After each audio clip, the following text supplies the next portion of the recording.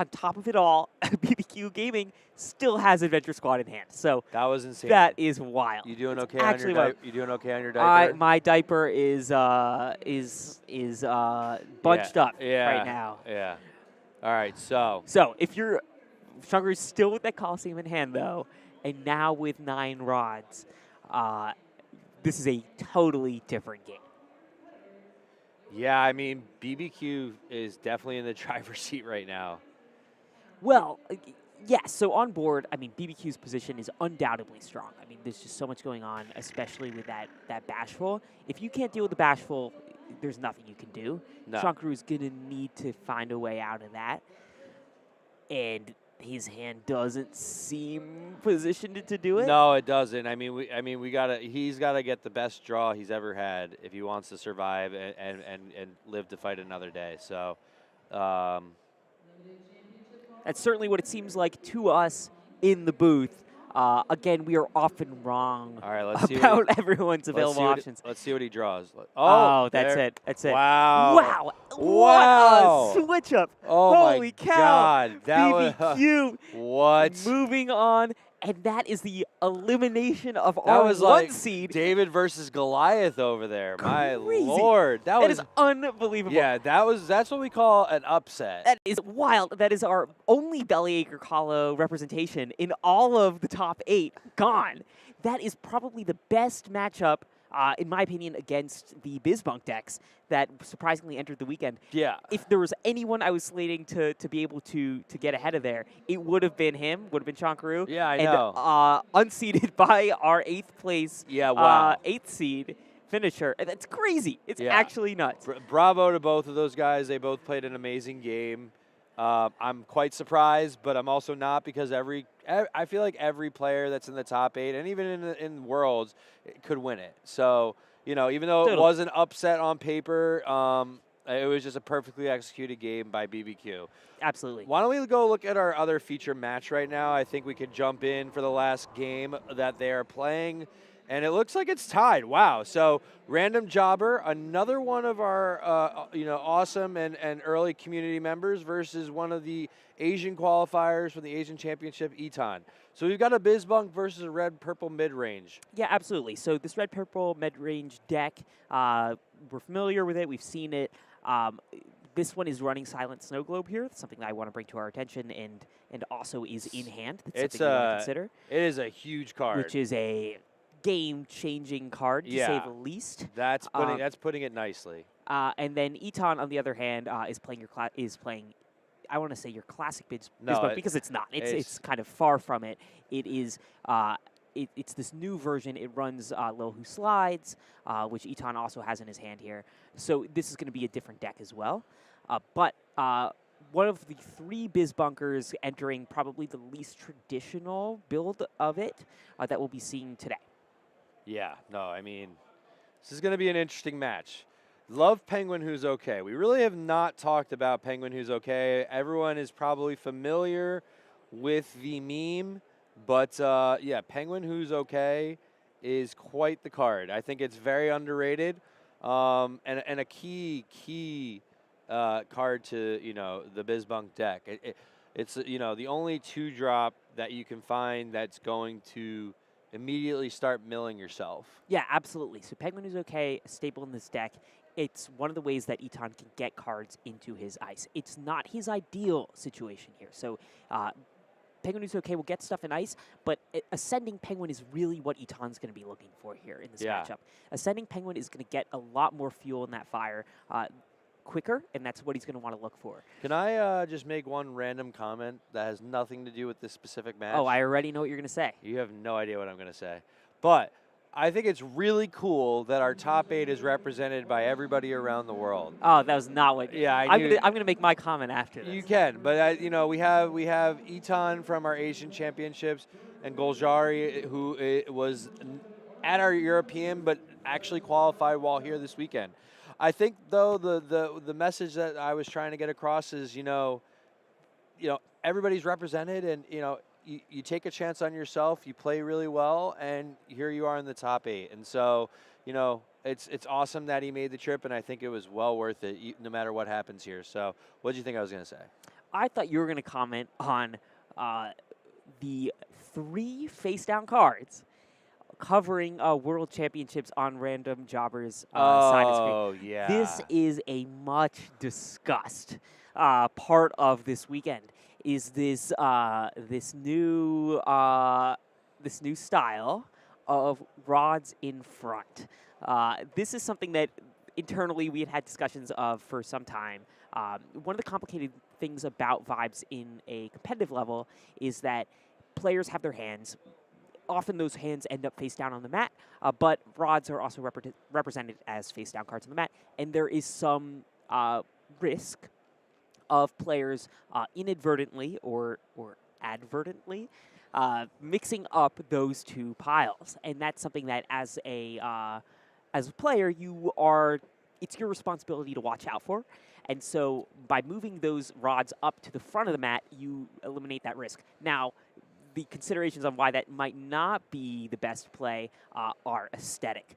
I think it is, my personal opinion here, I think it is card faux pas. I think it's really, Fair.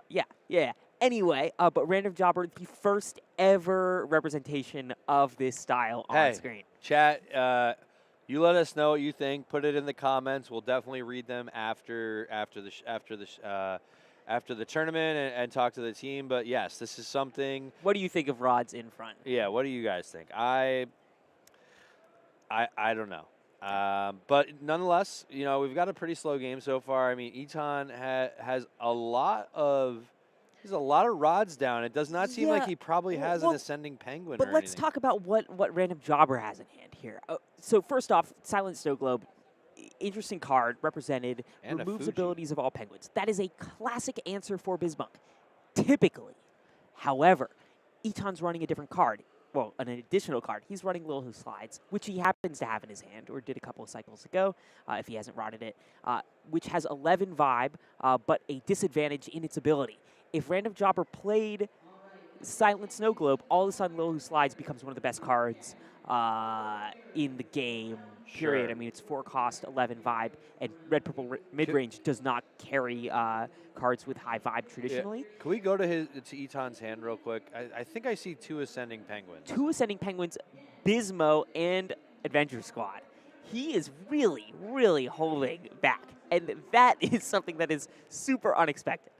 I don't know why you make that play. I don't either, but I think if you look at what Eton just put out on the board, he put out a Brainy Penguin, right? So Brainy Penguin says, when this penguin enters the huddle, ice up the 2 cards in your hand and draw that many cards. So what that's going to do is he iced 1, so then that'll ice a card, he'll draw a card, and then that'll trigger Penguin Who's Okay to ice another card. Yeah, so absolutely. It looks like he's trying to ramp up his ice and get as many as possible. It seems like he's because he's playing red purple. He's playing a little slower because he knows that whatever he does, Random Jobber is going to counter. That's what that's the vibe I'm getting. So his thought process to me feels like, oh, I'm going to do as little as I can, but also continue to slowly chip away. It's not as fast, but he's still getting the job done with a Penguin Who's Okay because he knows if he has to sacrifice, whether it's like a Mount Fuji or a Silent Snow Globe, Penguin Who's Okay, it's okay if it's that. So it's an interesting thought here. It totally, playing it slow allows that to be the case. There's 2 other cards I want to bring to our attention. The first is, it's actually criminal that we haven't mentioned it yet. Random Jobber in his hand has Binkus. So out of I don't think we've talked about that at all. Which is crazy that we've not mentioned this. In the Bunkus deck, right, Bizbunk, Random Jobber has probably the most direct answer to this deck ever printed, and he has it in his hand. Binkus, Who Eats the Stars, allows you to take up to 13 cards from your opponent's ice, put them on the bottom of their deck. So Random Jobber, Eton is here chipping away. He's gotten 5 cards in ice. It's cost him 4 cycles to do it, and Random Jobber can eat up 13 of them right away. So that's tough. also, as Eton continues to put more cards from his deck into his ice, it's only going to make Binkus a bigger threat on board. Sure. Now, this is a bit of a nombo with Random Jobber's other card in hand, Silent Snow Globe. So he got rid of Fuji. Whoa, bold play. Bold play, Cotton. Super bold play. But remember, that card doesn't quite work with Silent Snow Globe here. Sure. If you play your own Silent Snow Globe, your Binkus will have 0 vibe and then will become iced. So that he's going to have to kind of pick an angle here. Now the question is, does Eton have anything to counter a Silent Snow Globe? So it's a good question. Relic removal is more prominent than it once was. It doesn't look like he does. But oh no, he's got 1 pop and Pete. Okay, there you go. that's your shot. Oh, and he's got 14 of Who Tears. Sorry. Oh, Tina Who Tears. Well, not quite, because Silent Snow Globe makes all penguins lose all abilities. Yeah. So the most popular relic removal is all penguin based, making Silent Snow Globe a absolute monster. Yeah, so he has no actions. He does not have it hit the high note. It doesn't appear. So you're right, and that's in red deck. You know who does is Random Jobber, to kind of unsnow globe when he needs to. Yep, exactly. So both players really holding back here, trying to keep all resources available to them that they can. Something else interesting about Eton's position here is that he's running a card that we barely ever see, Layer Lasagna, or sorry, not Layer Lasagna, Layer 2 Tech, and he has that in his hand. So that card allows all penguins to cost 1 less fish to play. This is an interesting card in BizBunk. You don't ever, I mean, this is like the only time I've ever seen it on camera, but that allows Eton to typically, in many of these matchups, have fewer rods in play. That means more resources in hand. Elliot, I'm pretty sure we said this yesterday, but this is probably one of the only times we've ever seen Layer 2 technology played in the competitive. Yes, it's not only time in BizBunk, realm. Only time maybe ever seen. Yeah, I mean, bravo, Eton, you make it work. So I love to see creativity, and it's nothing against Layer 2 Tech. It's just not something that we've seen in the competitive circuit. Yeah, absolutely. And so Eton's going to get that out. Why hold back? Yeah. I will say, the art is amazing on it. It is really cool. I really like this one. All right. It's a classic. I think we have we should have a sticker of it. I don't know if we do. I think we do. Okay. So both players keeping a lot in hand. We've had a lot of cycles go by. Eton with 10 in play and still a bunch in hand, and Random Jobber with even more. Yeah. But so far we've had kind of, parity here. Yeah, I mean, it's very clear that they're just waiting it out, waiting for one of them to make that move, Right. The largest Vibe penguins in play are 2 Vibe. And have been, nothing has beaten that for some time. Okay, Random Jobber making some moves. So, here comes the Binkus. Eton, everything he's got goes from his ice to the bottom of his deck. Eton doesn't seem too upset about it, although, you wouldn't want to signal how you feel about this anyway. This is one of Random Jobber's, trump cards here.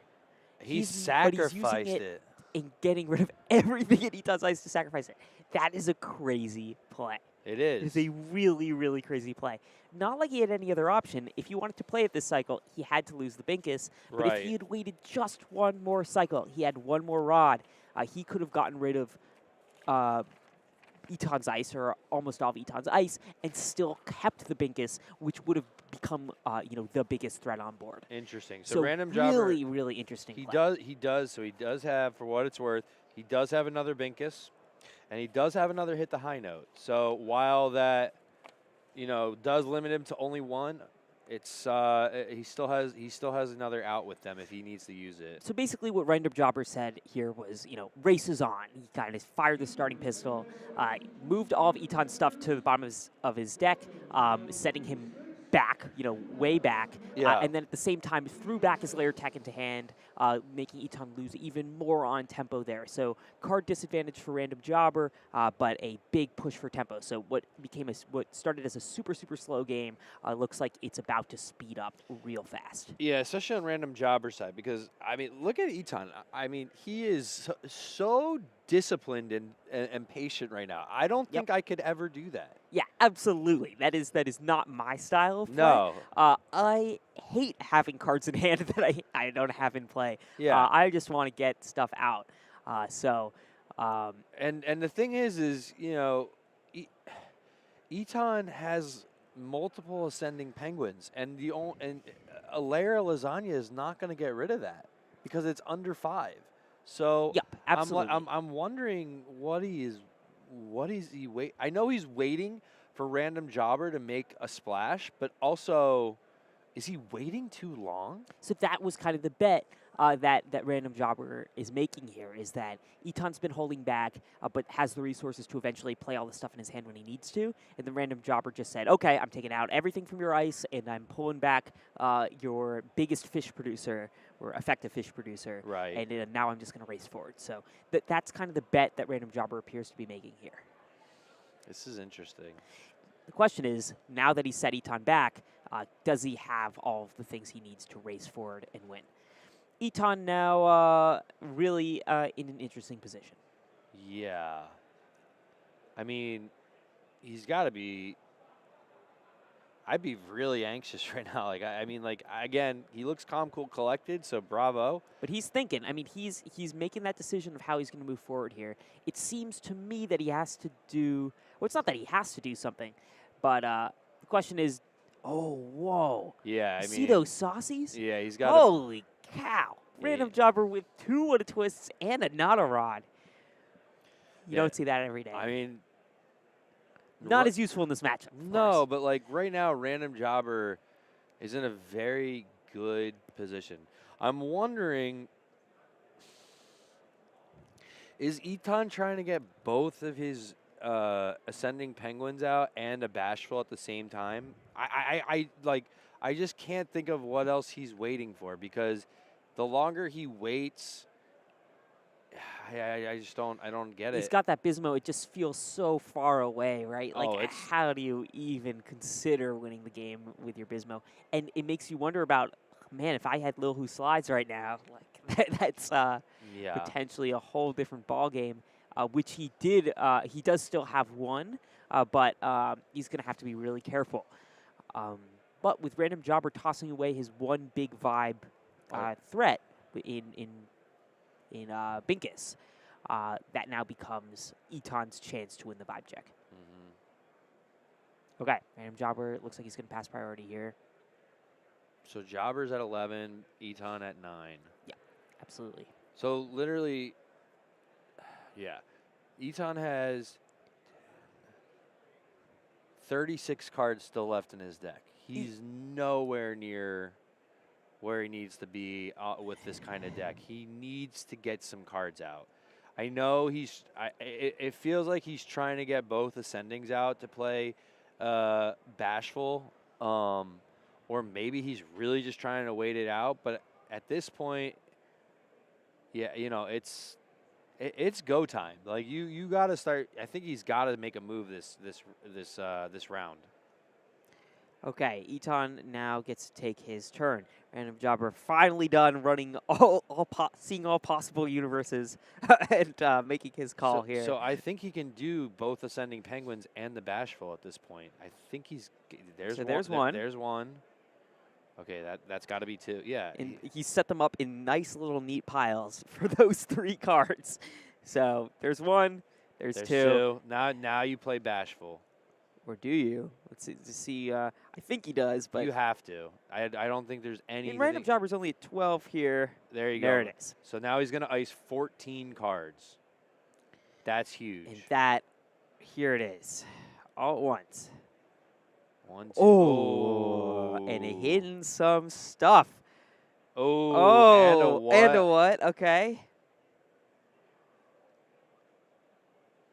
Nothing there. Oh, Penguin who breaks the fourth wall in there. Yeah. That's worth mentioning. And he gets that what trigger? Okay, all of a sudden. So that's what, 15 cards he just did? Bet random jobber wishes he had a Pincus right now. Oh man. But remember what he has. Right. He still has Silent Snow Globe. his backup strat. But he's got to wait till after this turn. Because either way, Eton can't win. He has no, unless he hasn't played a Rod yet. I don't think he has. So he could win this turn, potentially. And Eton would need to really seriously start the fire and power through in one turn if he was going to do it. He's got that Penguin who breaks the fourth. And he had not played a Rod. Oh, and he has options. Will he continue on? This is going to be interesting. So the question is, does he ice his own rods to play Penguin who breaks the fourth wall here? If he does, or he could also play his Bunkus. And those are kind of the two options available to him right now. If you're in his position, you got to make that call. So he has to play 11 because it costs one less. Right. He would either, it costs one less also because of layer 2. So yeah. Yeah. Yeah, there you go. So his Bunkus is only going to be 1, 2, 3, 4, 5. It's going to be 10. So you'd have a 10 vibe Bunkus here. So he'd ice 5. Or no, he'd ice 10. He'd ice 10. He'd ice 10. Okay. And Random Jobber is going to go take a quick look at all those cards moving to the bottom of Eton's deck. Eton's still keeping that Penguin who breaks the fourth wall available in his ice. I don't think he's going to play it. He has another Bunkus. Up, there's another what? So it's going to be 11. That's okay. 5. Getting the what trigger's nice. Will he hit? I guess he doesn't even need to hit another Bunkus now. He already has all the options he needs here. Really what he's looking for here is he wants to maximize the number of Penguin cards that are being iced. Looks like he got a pretty good so he iced more than 10 because mixture. if you remember correctly, since it's two different, you have to first increase Bunkus's vibe counters after the first icing, and then it's half of that. And this is where he's going to do a sort again. Yeah, I mean... This is kind of like having 2 Ascending Penguins is just... Oh, my God. It's just so good, right? 2 Ascending or 2 Bunkus? Oh, no, 2 Ascending Penguins. I mean, none of this could have happened without it. And then also... He doesn't need the Ascending Penguin at this point. He's got Bunkus. He is trying to win the game on this hand. Right, but you need that second Ascending Penguin to get all these Ascending. cards. Sorry. I'm thinking of breaks the fourth wall. Sorry. No, you're all good. Having that Bunkus, hopefully helps you hit the next Bunkus. Absolutely. And now he's got more Bunkai in his ice. Is that what Bunkus plural is? We've never made a blog post about it. Yeah. What do we think, everybody? Is it Bunkai or Bunkuses? I'm curious to see what people say. All right. Random Jobber sweating. Sweating now. You saw what he said. He just said I'm bleeped. So I hope you're wrong, but I also think you're probably right. But let's see. Okay. 1, 2, 3, 4, 5. Oh, what trigger?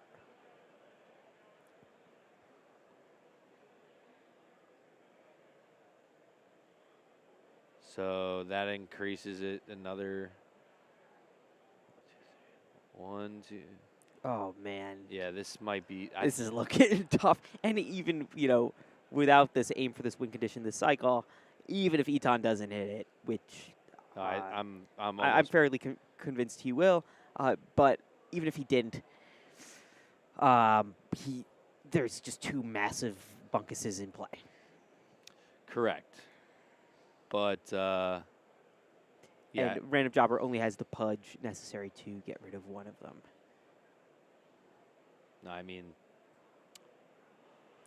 I think we're just. I think this is. I'm not gonna lie. I think this is over.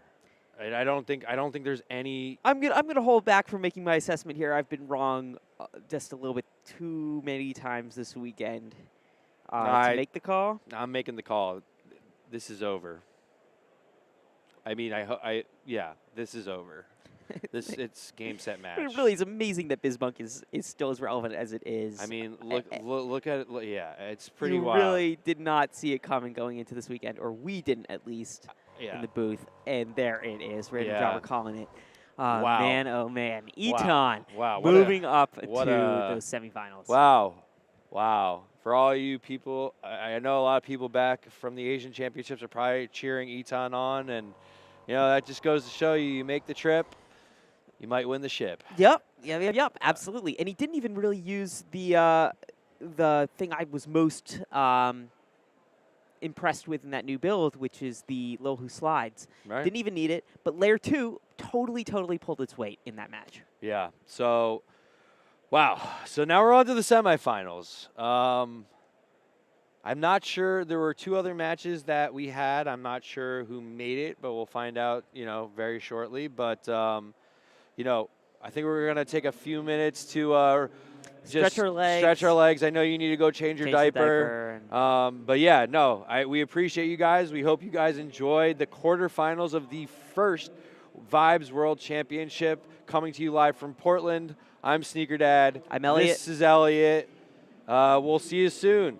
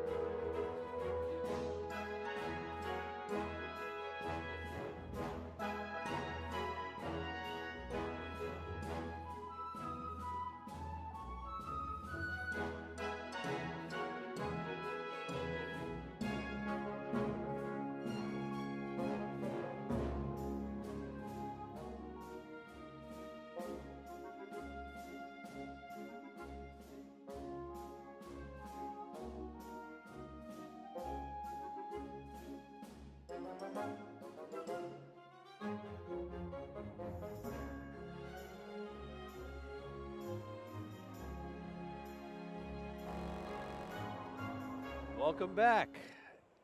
Hello, hello, hello, hello. We are back live from Portland at the Vibes first annual World Championship. Woo! I'm Sneaker Dad. I'm Elliot. And we are here from the booth, ready to stream and ready to show you the semifinals. But before we do, why don't we take a look at the updated bracket and see who made it to the semifinal round? Let's do it. All right, wow. So we have a couple major upsets. We have BBQ Gaming, which we both saw during the stream, beat Chonkaroo 2-0. John Suarez, a.k.a. Natural Death, 2-0 against our good pal Doc Camel. That's a tough matchup for Doc Camel. Yeah, that was. Eton, which we saw the final game of against Random Jobber, 2-1. And then Goljari versus Kendall, 2-1. Wow. Now, from what I heard, longest match in Vibes history. Apparently a 2-hour-long slog there. Yeah, wow. And I talking to the players, I heard it was a really intense game, and also, I was basically told if every game of Vibes could be like this, it's amazing, because it's truly just showed how intricate the game could be and how much depth there is to it. So it felt really good as somebody on the team to hear something like that, and I'm excited to see what the players come with this round. It was definitely grueling. But, there's still 2 more rounds to play and a trophy to win. Absolutely. And this totally transforms our lists going into the semifinals. All of a sudden, out of what was once represented 10% of the overall pool or less going into World Championships, we now covers 75% of the deck lists. 3 Bizbunks here. We've got Bizbunk versus Red Purple Control. And then we have, unbelievably, a Bizbunk mirror match going into Worlds, which is just unbelievable. Now, I will say, we'll see how the players play, but it does feel like this feels very similar to Championship of America's first John Suarez. 7 out of the 8 decks were Bizbunk, so John's been in this. He's been in this situation before where he has to play against mirrors. Now, he is playing BBQ, who has the red-purple control, so, we will see if, how he fares. He obviously has to win that first, but this is going to be a really, really, really interesting semifinals. It's kind of I think everybody is quite shocked that there are 3 Bizbunks in the semifinals. Yeah, I certainly am. But yeah, why don't we go just quickly run through the deck list. I think we're going to check out BBQ versus Suarez first, so let's see what we're working with. Yeah, absolutely. So going in here, we've already seen BBQ Gaming on stream today and did just an incredible job with his red purple control deck. Level-headed, just smart plays, great moves, and then on the other side here, a natural death. John Suarez is just great. So we're going to be moving through these pretty quick.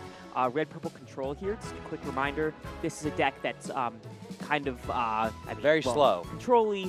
It's got just a ton of utility here. So a couple great saucy actions in this version. But, you're getting the best of red, the best of purple, plus just Bashful Swordsman you got to have. Win that vibe check. And then, interestingly, we're going to have a Sunburn of Penguin in this list as well. Moving on to Bizbunk here. This is John Suarez's modified version of his Championship of the Americas deck. A couple of new cards here that we're going to see.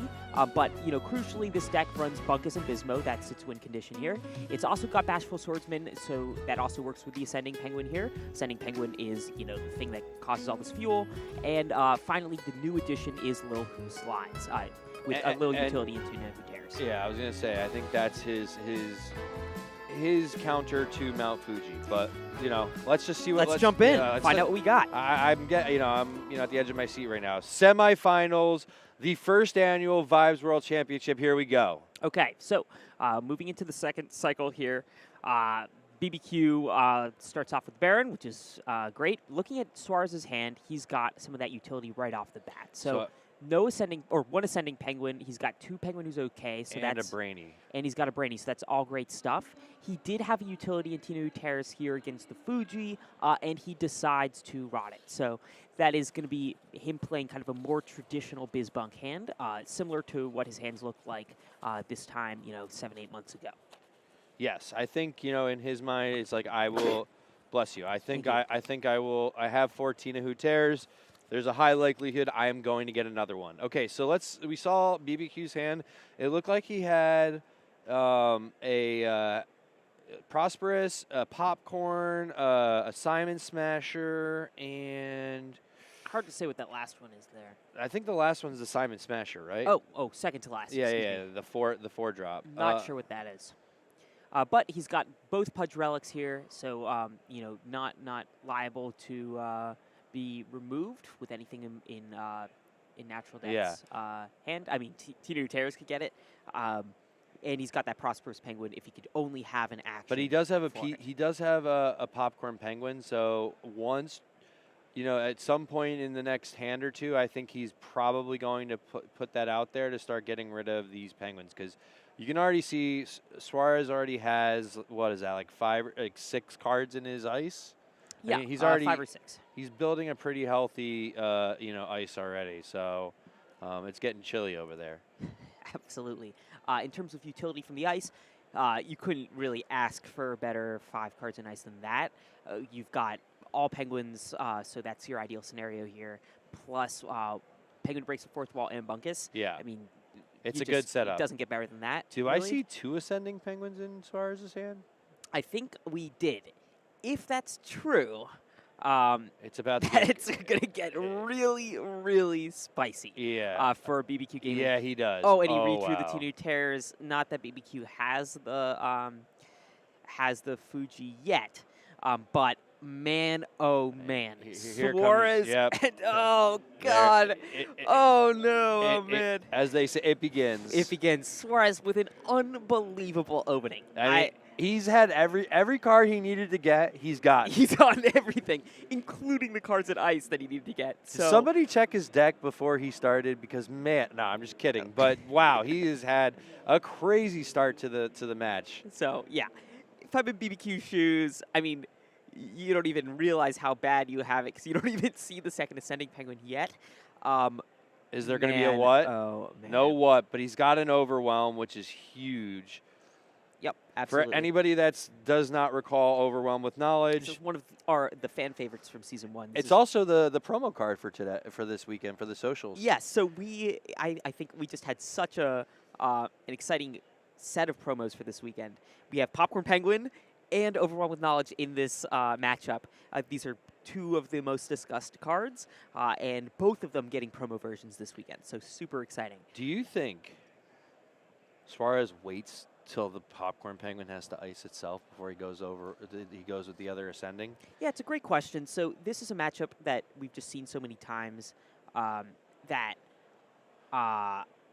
just, as a throwback to the original decision-making on this, Suarez always got it right. So it depends on the situation. It depends on how many turns you think you need to go through.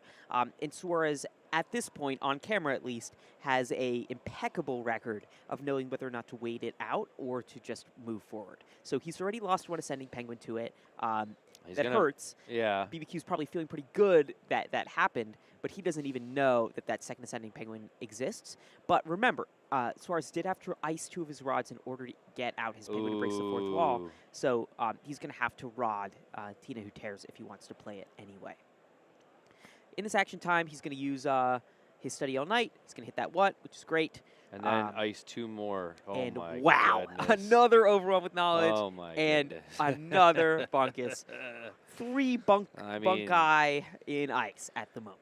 I don't know if I really like Bunkai. I don't think you like it. It sounds like fungi. So say Bunkuses. Let me listen to both here. Bunkuses. Versus? Bungai. Oh, you screwed it up. You said Bungai. Bunkai. I could go either way. I don't know. But nonetheless. Okay, Suarez definitely in the driver's seat. He's going to make some moves here and decide what he wants to do this turn. Looks like he's going to do a little bit of sorting here.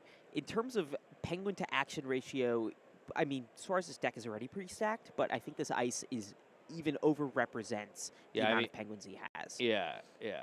He needs to. Did he already put? Yeah, he did. He needs to put down. I feel like he has to put down another rod. So he's going to have to do that math here and decide what he wants. He does not have it. I'm not saying he could either way, but he definitely does not have enough to win this turn. Yeah, so not having an ascending Penguin out is really tough. It would be kind of like a... I think he almost has to wait one more turn.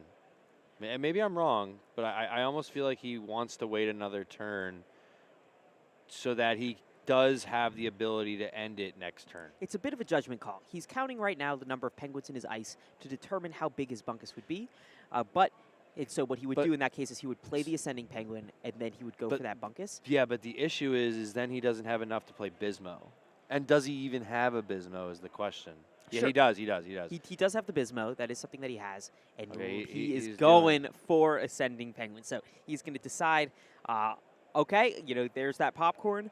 He knows that ascending Penguin won't last, but he's going to use this opportunity to play his bunkus and get some ascending Penguin hits. Yeah, and there that he bunkus goes. is still fairly big. So he's pulling out. If you guys at home need to understand this a little bit, so right now Suarez is organizing how they're going to go back into his deck.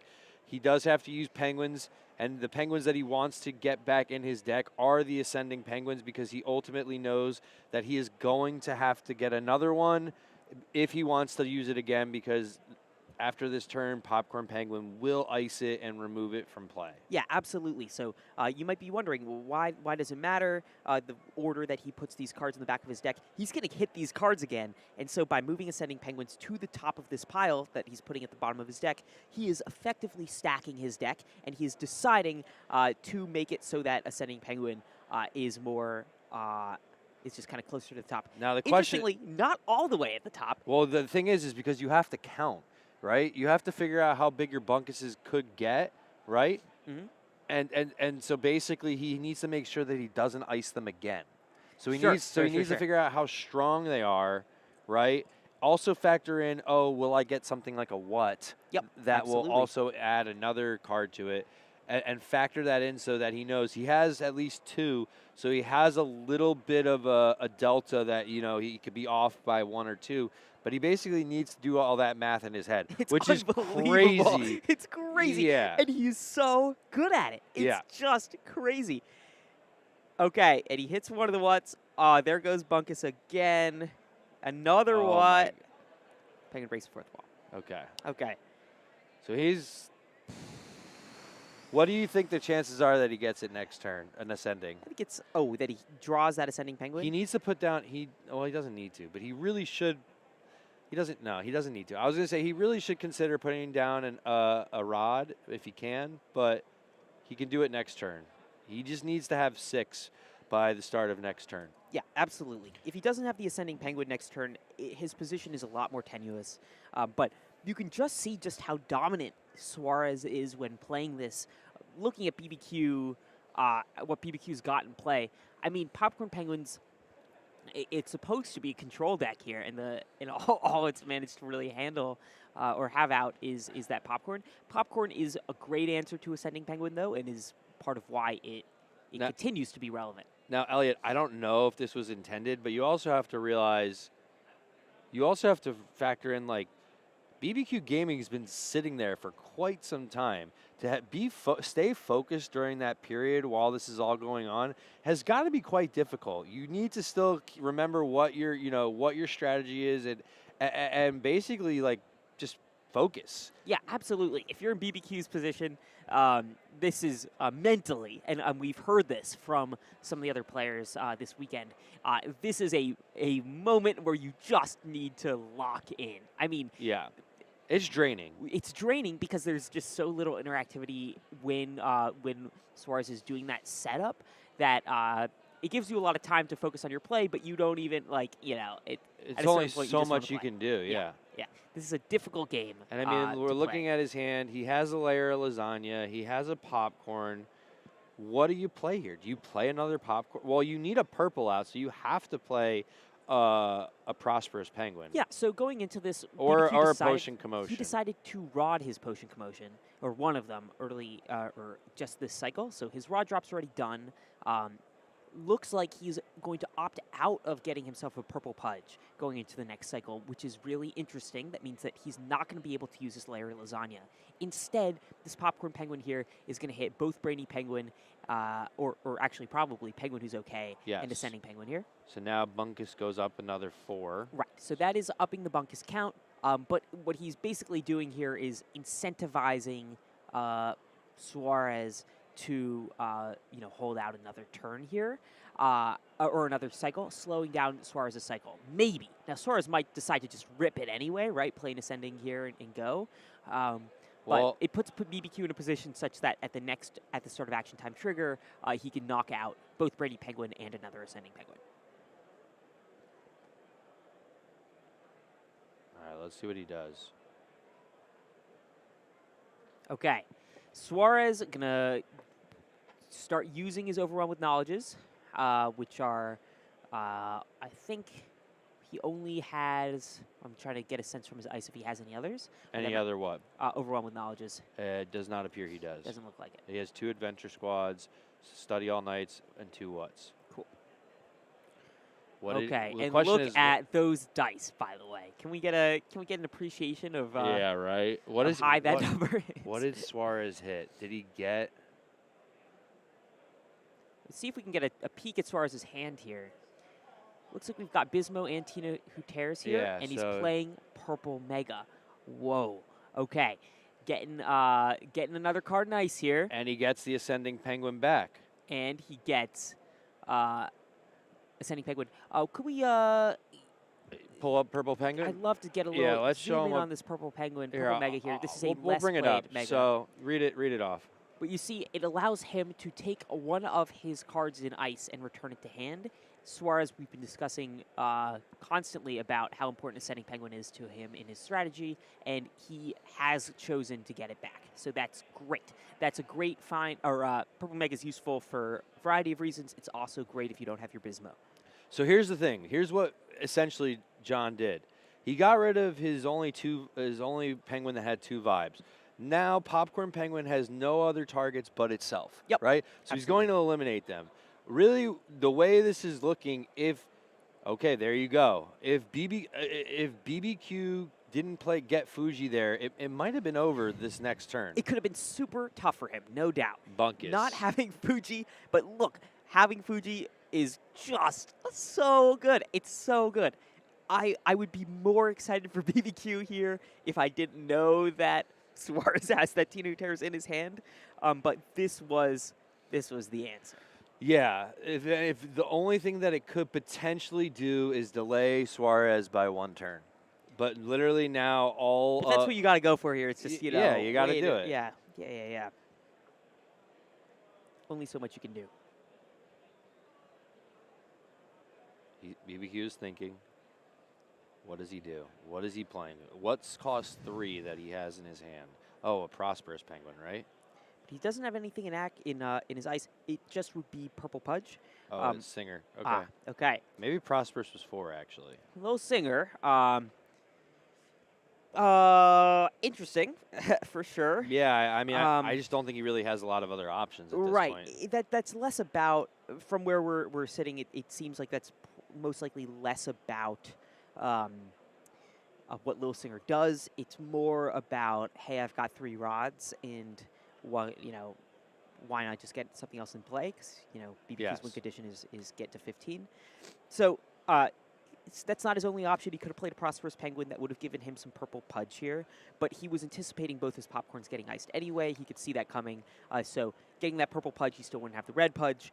So why not just get a Red Pudge out now, get the Purple Pudge out next turn? You know what would be a really great card right now that no one ever uses? What's that? Layer 2 tech.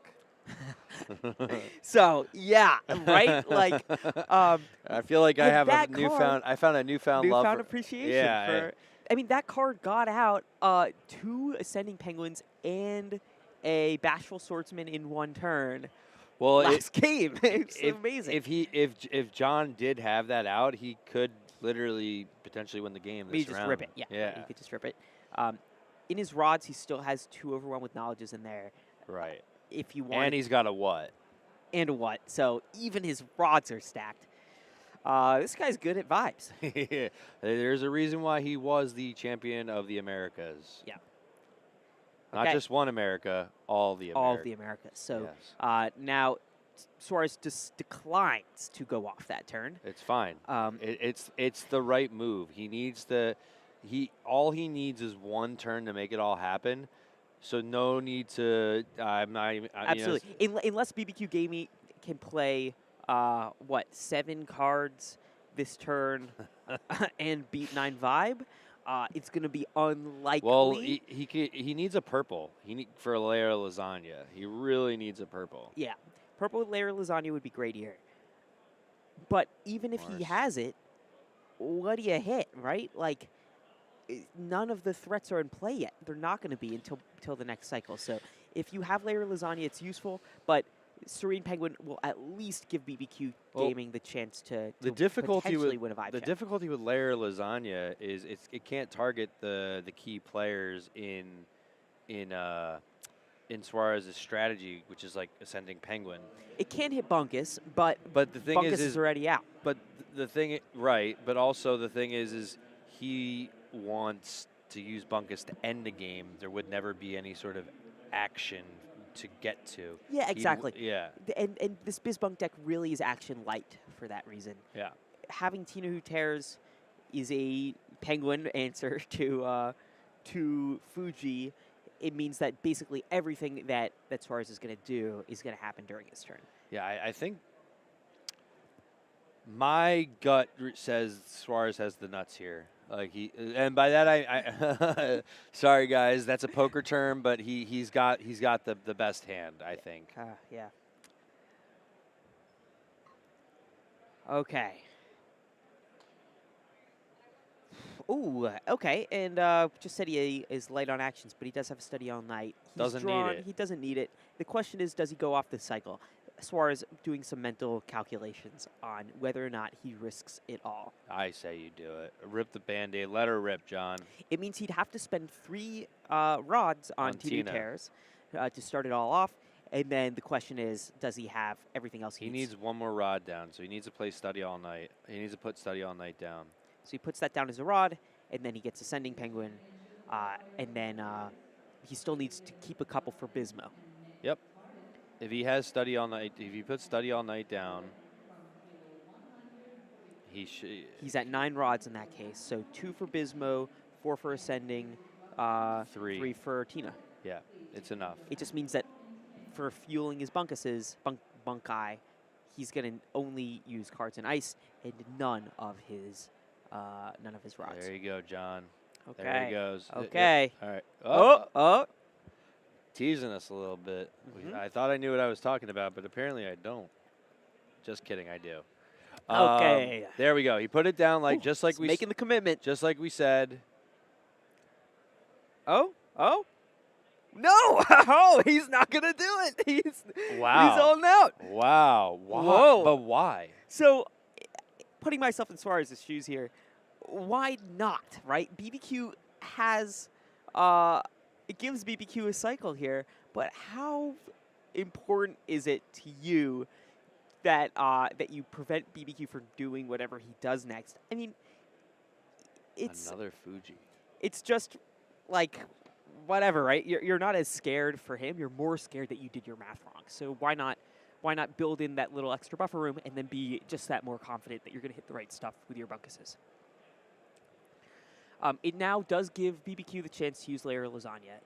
But, if you're Suarez, it really doesn't if matter. I may be frank, like, who cares? So. Yeah. You're playing against yourself, really. Yeah, exactly. He just has to make sure that BBQ doesn't win this 5 check. That's really, if you're Suarez, you're like, okay, can he get from 10 to 14? It would be really hard for him to win. Yeah, no. It would be almost impossible. Right, but if only he had Layer 2 tech out. If BBQ Gaming did, then Suarez might have had to be a little bit more Are we going to see a Layer Lasagna? I don't really know why it matters. It really doesn't matter if he plays it, but... So, yeah, BBQ Gaming just did not decide to go for 14 or couldn't do it in the first place. He'll layer Lasagna, whatever. You know, why not? But going into this next cycle, this is Suarez's chance. Yeah, this is it. This has to be the hand, you know? You got your extra rod, maybe 2. Just do it. Nike, just do it. This game is also going to provide, even if Suarez manages to cinch it this turn, which, I mean, looks highly likely, this does give BBQ the chance to get a sense of how Suarez plays this.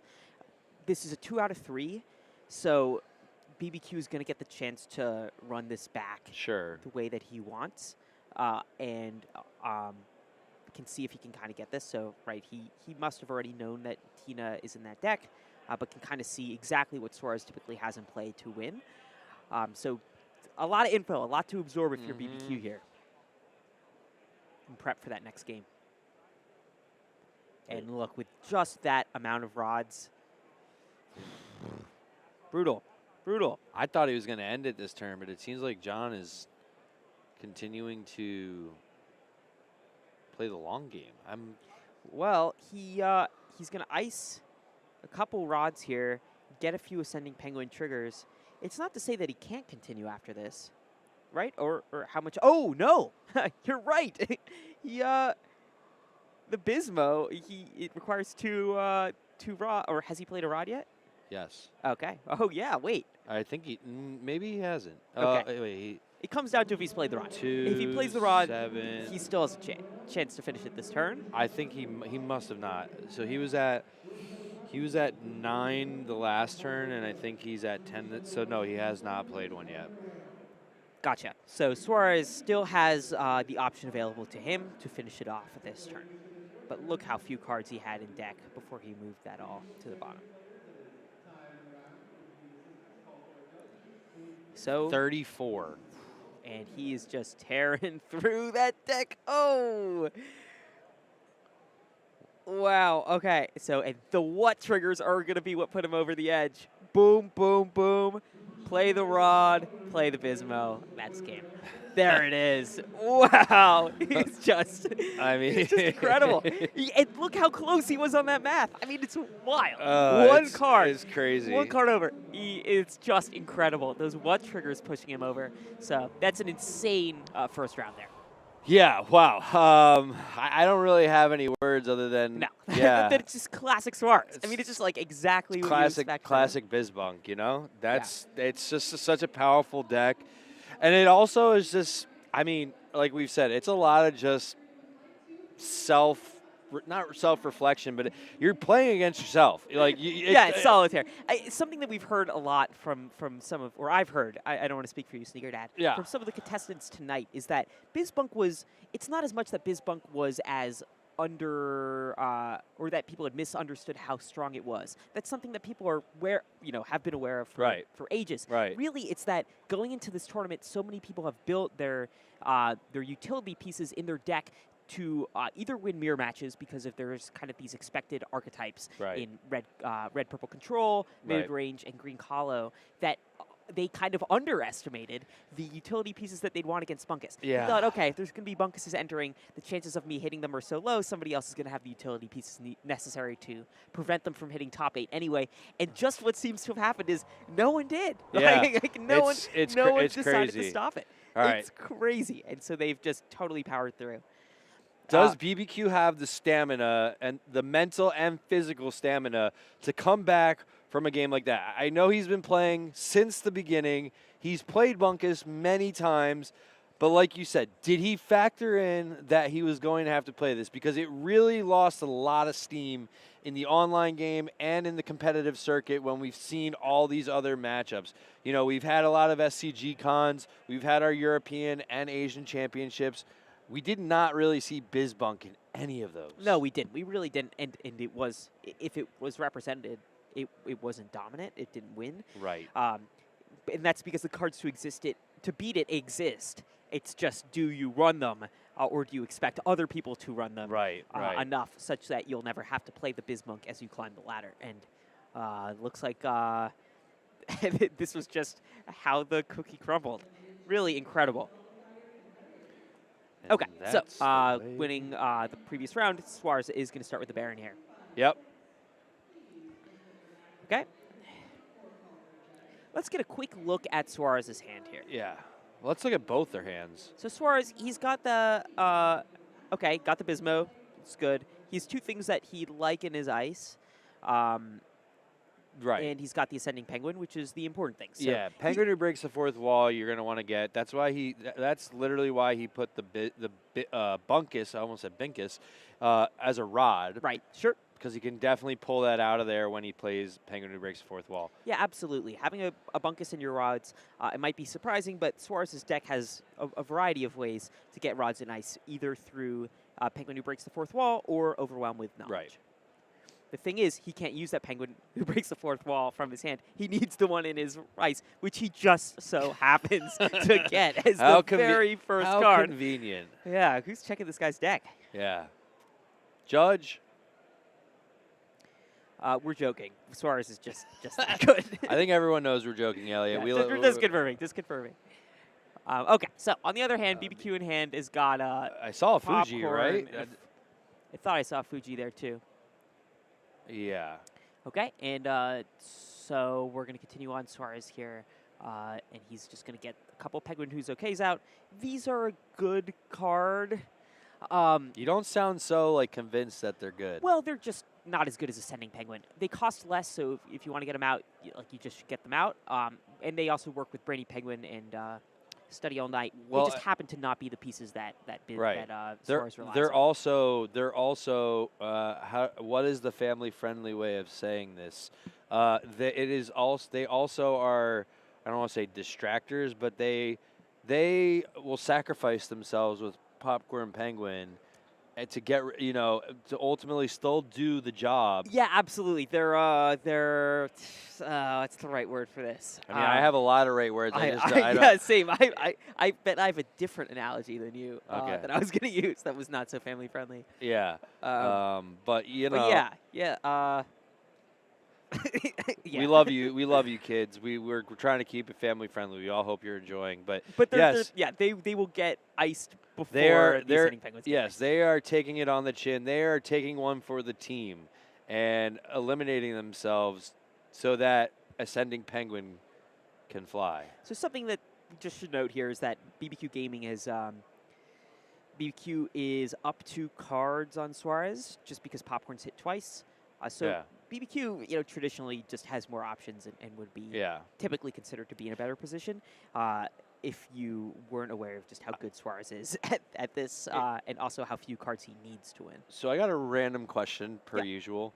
You think BBQ Gaming likes barbecue? That's a good question. I'm going to say yeah. Yeah? What do you like? You live in Austin. Do you like barbecue? I like barbecue a lot, actually. Yeah. It's not my favorite. What's your favorite thing to get at a barbecue restaurant? Is it brisket, pulled pork? I'm a ribs guy. Gotta have them ribs. Do you like baby back, St. Louis? Oh, wow. I like baby back. Spare ribs, dino ribs? I like baby back. Baby back, classic. Yeah. Classic. What about you? I like it all. Nice. That's good. I'm a big smoker. Barbecue smoker.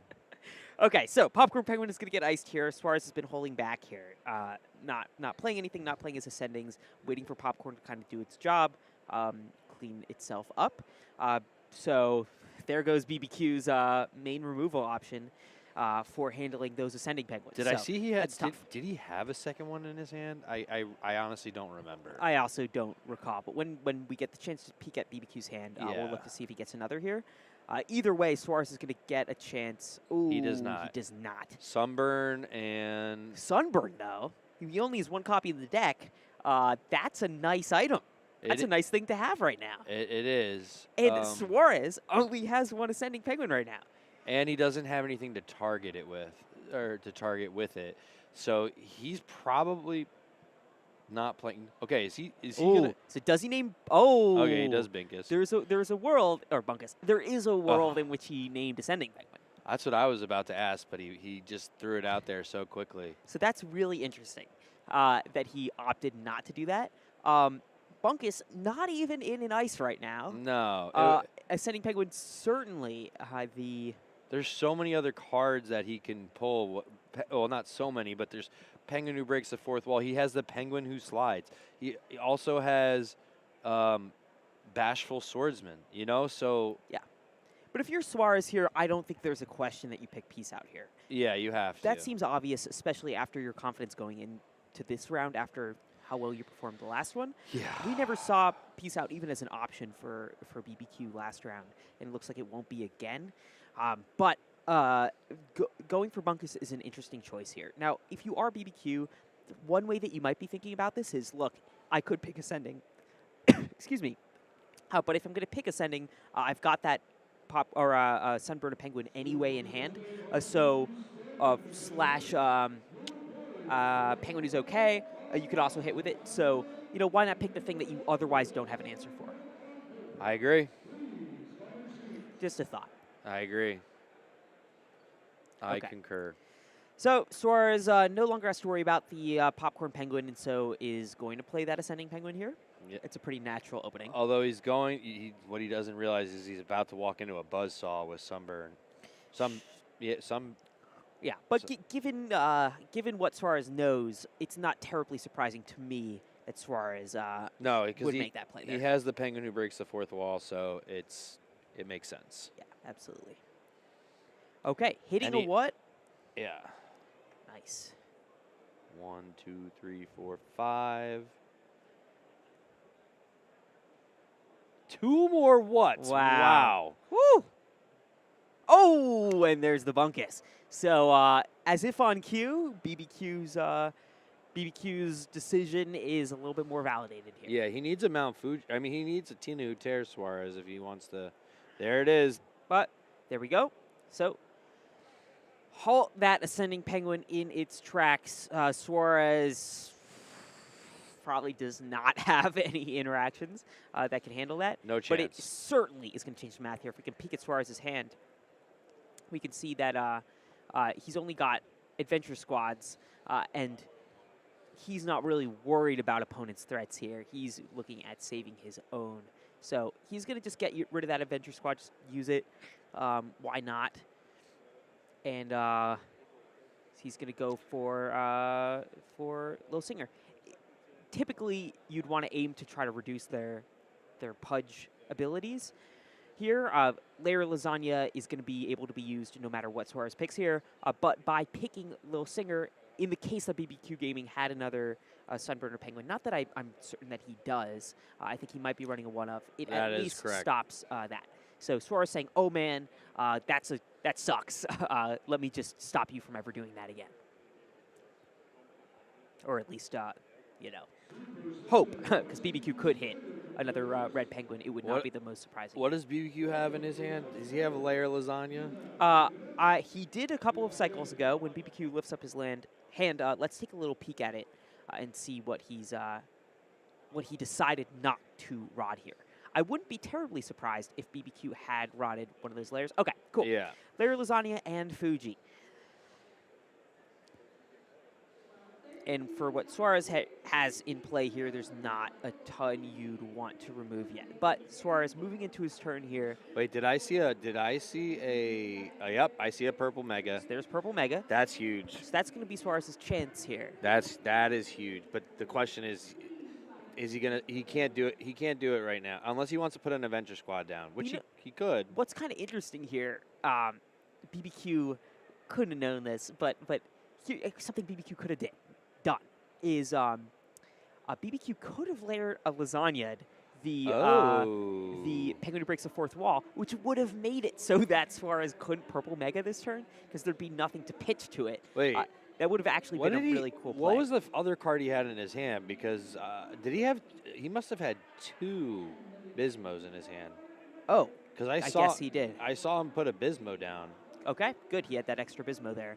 So BBQ Gaming, because he didn't choose to get rid of the Penguin who breaks the fourth wall, is now going to pay for it. Saving that layer of lasagna has opened up this hole in his plan where Ascending Penguin has has shimmied on through. So Shimmied. Not like Suarez can play Great this word. cycle, but that's going to be something that BBQ knows is on the menu for next cycle. So their lasagna is going to happen now. Now he uses it on the Purple Mega Penguin. A little late for that. Suarez did get the Ascending Penguin in his hand. I bet BBQ Gaming has got to be kicking himself right now. The job is done. The deed is done. Yeah. You think penguins shimmy? I think so. Yeah. Well, I usually think of them more as like as waddle. a waddle, but is that a shimmy though? I think that if they were in an indoor setting, it would be a shimmy. Yeah. Okay. Interesting. Yeah. Or like you shimmy through a door frame or something that's kind of a more what do you call it? Like a narrow passage or something like that. Yeah. It's just the open conditions of the Arctic that make it a waddle. Yeah, I got you. Yeah. All right, so BBQ, it looks like he's he's passing. This is the thing about the red-purple control. You really have to be patient and basically counteract him. Wait for your opponent to make the first move. Yeah. That's how this deck is traditionally played. You got to wonder, though, hey, I did do that last game, and how did it pan out for me? Did not work out well. Yeah. But does he have a choice? But that's tough. I mean, for BBQ to have all of a sudden, to so clearly see that you're going to have to face that Ascending Penguin when you didn't have to, that's got to be tough. Right. Hi. Action Suarez goes time. for a Brainy Penguin. He has not put the Ascending Penguin out yet. Right. He can't afford it this turn, so they both skip the action phase, and now we're on to the next round. Yep, so absolutely. Let's see what BBQ gets in his hand. Is it any? Okay. All right. Ultimately, what this is going to do is delay Suarez one more time. Yeah, or it actually certainly looks like it. 2 more times, because this round, unless Suarez somehow has another purple Mega Penguin, he's going to have to wait 2 more rounds to get rid of that popcorn. But I do want to note something here, which is, we've been talking about like just holding off Suarez. BBQ Gaming, in the meantime, has gotten to 13, right? So BBQ's at 13 and has the highest Vibe Penguin. If he had one more card in play, that card in his hand that he's been keeping, do you see what he Suarez could have run has for the end. No. He's got a Tina.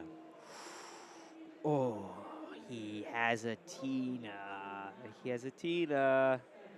Oh, man. And I don't even see a Bismo in Suarez's hand. Whoa. Unless he has it like Bismoless? Yeah, he's Bismoless.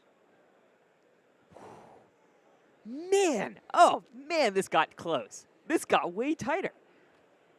Decided to get rid of his Bismo, and now BBQ's at 13.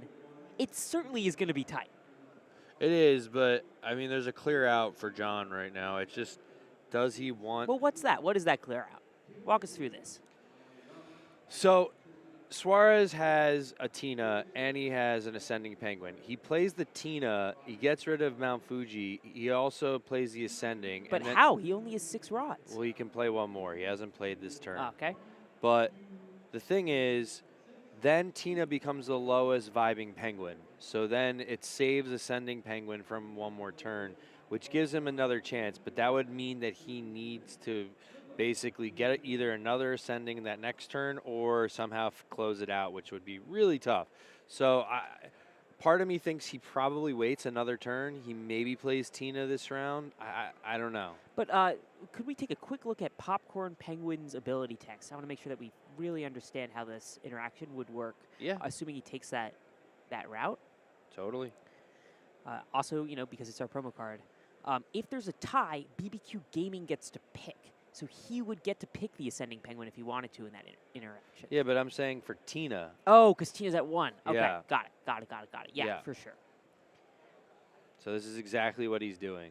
I mean, I don't want to say he doesn't have a choice, but he gives himself another chance to, fight, play another round. Yeah. I don't,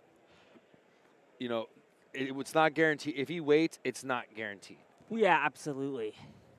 So, unfortunately, he's got to just really hope that he gets another Ascending Penguin, or he, gets an Adventure Squad. If he has an Adventure Squad, he can get rid of Popcorn Penguin since Tina will be off the board. So he could sacrifice his Brainy Penguin with Popcorn Penguin if he did have an Adventure Squad. So sure. It really is going to come down to how he, positions these cards. And this is like one of the more difficult things with this deck, as we've discussed, is you really have, like, it's amazing that you're able to, basically, put the cards in whatever order you want, but you got to make sure that it's in the right order. Yes, absolutely. Because one slip up and you're icing the card, or the card is going as a rod. So having multiples of a card is also really convenient in case there is some sort of, maybe there's a what that increases it, But again, a lot of mental math. Yeah, no doubt. Having all the freedom to order your deck how you choose is only as useful as your ability to predict your future plays, and to the mental capacity to be able to handle all that information at once. But as far as he is as practiced as they get in Vibes. Yeah. Okay, so Tina has to get picked here. Just as you said, Popcorn Penguin has to pick that one Viber. So is that 24? Yeah, it's at 24. Wow. So this has given us a little deja vu to last game with these needing 3 die to represent Bunkus's vibe. That's a tough one. It's a big boy. It's a big boy. It's a chunky one. Absolutely. All right, what is Chunky Bunky. I like that. I'm not sure I liked it. As soon as I said it, I didn't feel appropriate to the situation. With all of these prizes on the line, to be calling Suarez's big threat the Chunky Bunky. I like it.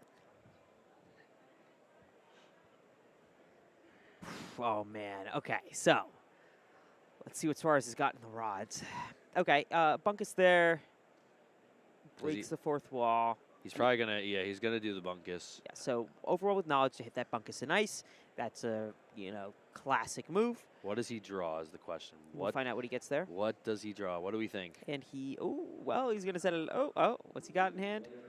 Another overwhelm with knowledge. Okay. What? No, that goes into your ice, John. Yep. Not that he can hear me. Are you going to run it back? What do you think? Do you run? He's got to count.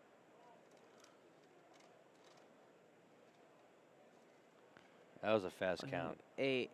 I was trying to count as he counted, and I forgot how many counts of 8.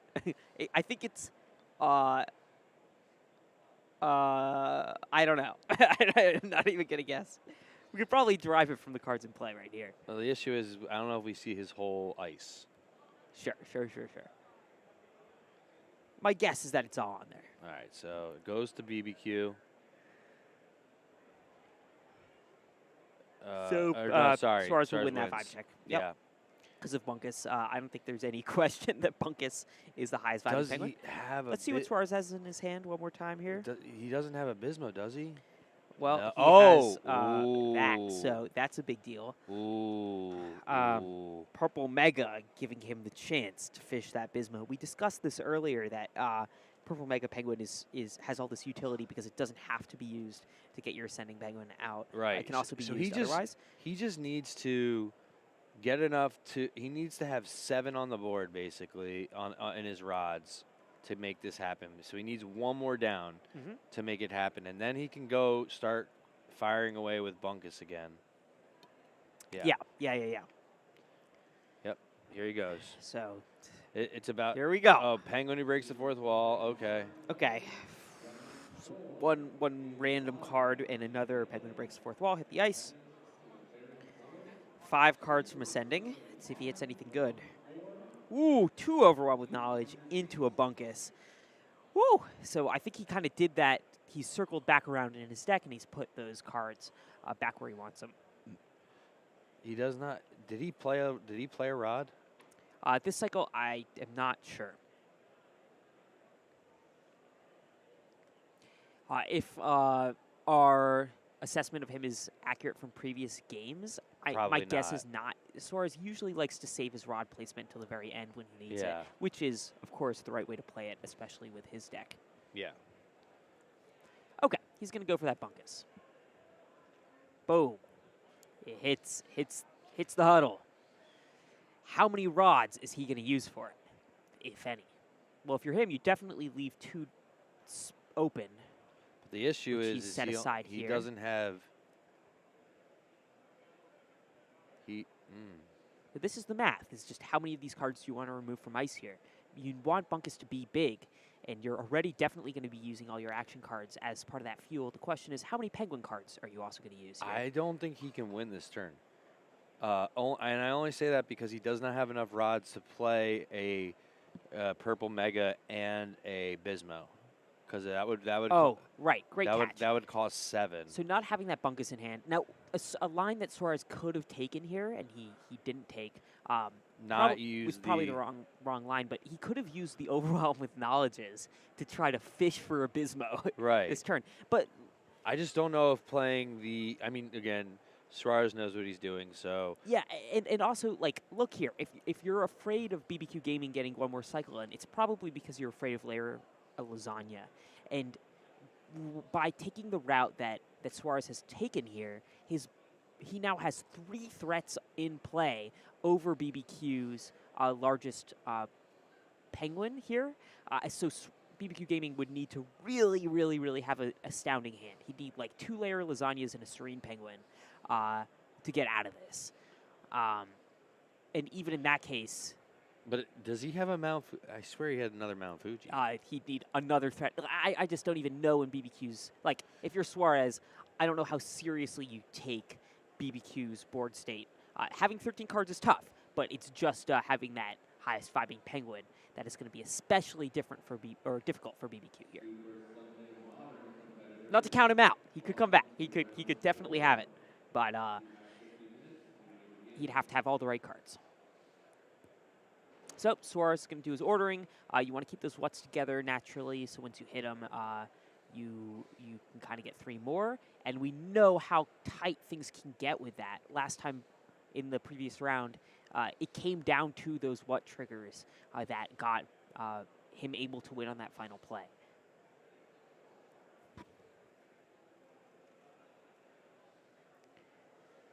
Okay. Let's do some math. There's no way you're able to count that. No. I guess like 20 cards. What is he playing? Brainy. Oh, he's make it every draw count. And remember, if he gets into. Oh my God. What?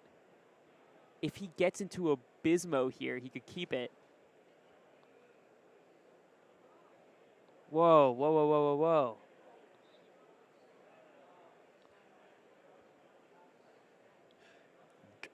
He had to have counted the cards right. I mean, like. Wait, because he took that top card of his deck and put it straight into ice. Did he know what those 2 cards were? Did he remember from the previous pass-through? He has one in his hand. He Brainy Penguin, he iced 1 and he drew 1.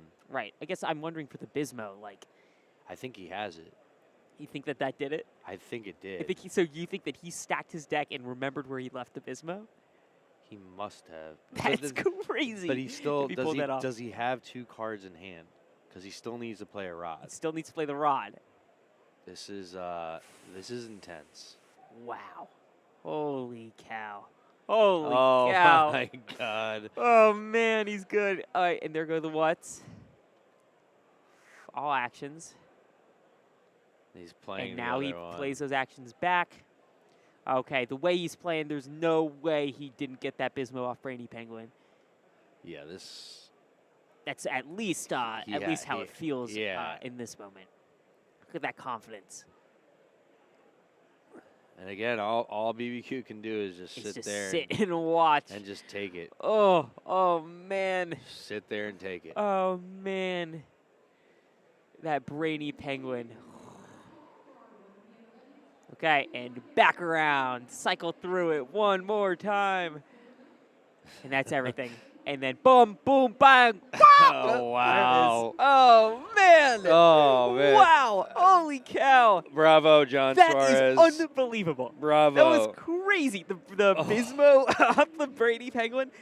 There's no way that he could have known he had that unless he totally had stacked the deck. That it was right there. I don't have any other words but to say surgical. That was just surgical. If you guys are watching and wanting to learn how to play Vibes, watch John Suarez. He plays with such elegance and such just precision. It's just unbelievable. Wow. So that was an amazing first game. But we haven't our first match, I should say. First match of the semifinals. But we do have another one. We do have another one, and it is, what is it? But we're going to take a quick break first. Of course. No, I know. But you guys can be excited to see. It's Eton versus Golgiari. So Italy or Europe versus Asia. Oh, wow. Which is the better continent? We don't know. Find out soon. But we will find out after this break. My name is Sneaker Dad. I'm Elliot. And we are live from the first annual Vibes World Championship. We'll see you in a few.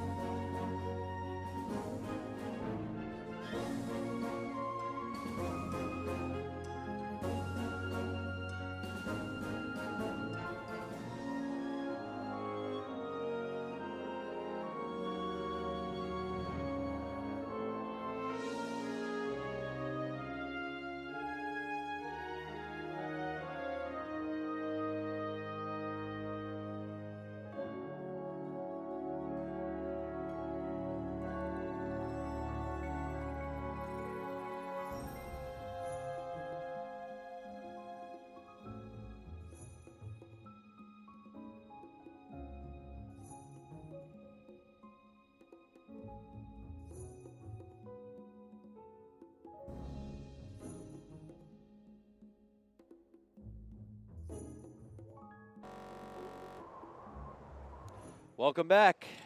I'm Sneaker Dad. Hey, yo. And this is Elliot.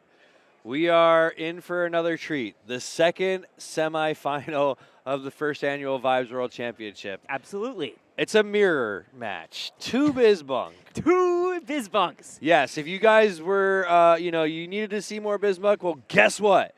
You will. And you know what else you're going to see? What else? You're going to see a mirror match for the championship. Yes. So because of the results of the previous semifinal, we have a guaranteed Bizbunk moving into the finals, which means that because this is a mirror match of Bizbunks, we are having a Bizbunk versus Bizbunk finals when we get there. But in the meantime, going into this semifinal match, we've got Golgiari, who just came off of a 2-hour-long match. Crazy. Which was unbelievable in his quarterfinals, taking that 2-1, which is really, that's something else, rocking those card sleeves, which we had previously commented on, and going into this matchup as well. So we will be calling this the Battle of the Better Continent, okay? The Battle of the Continent starts now. Let's see what they're working with.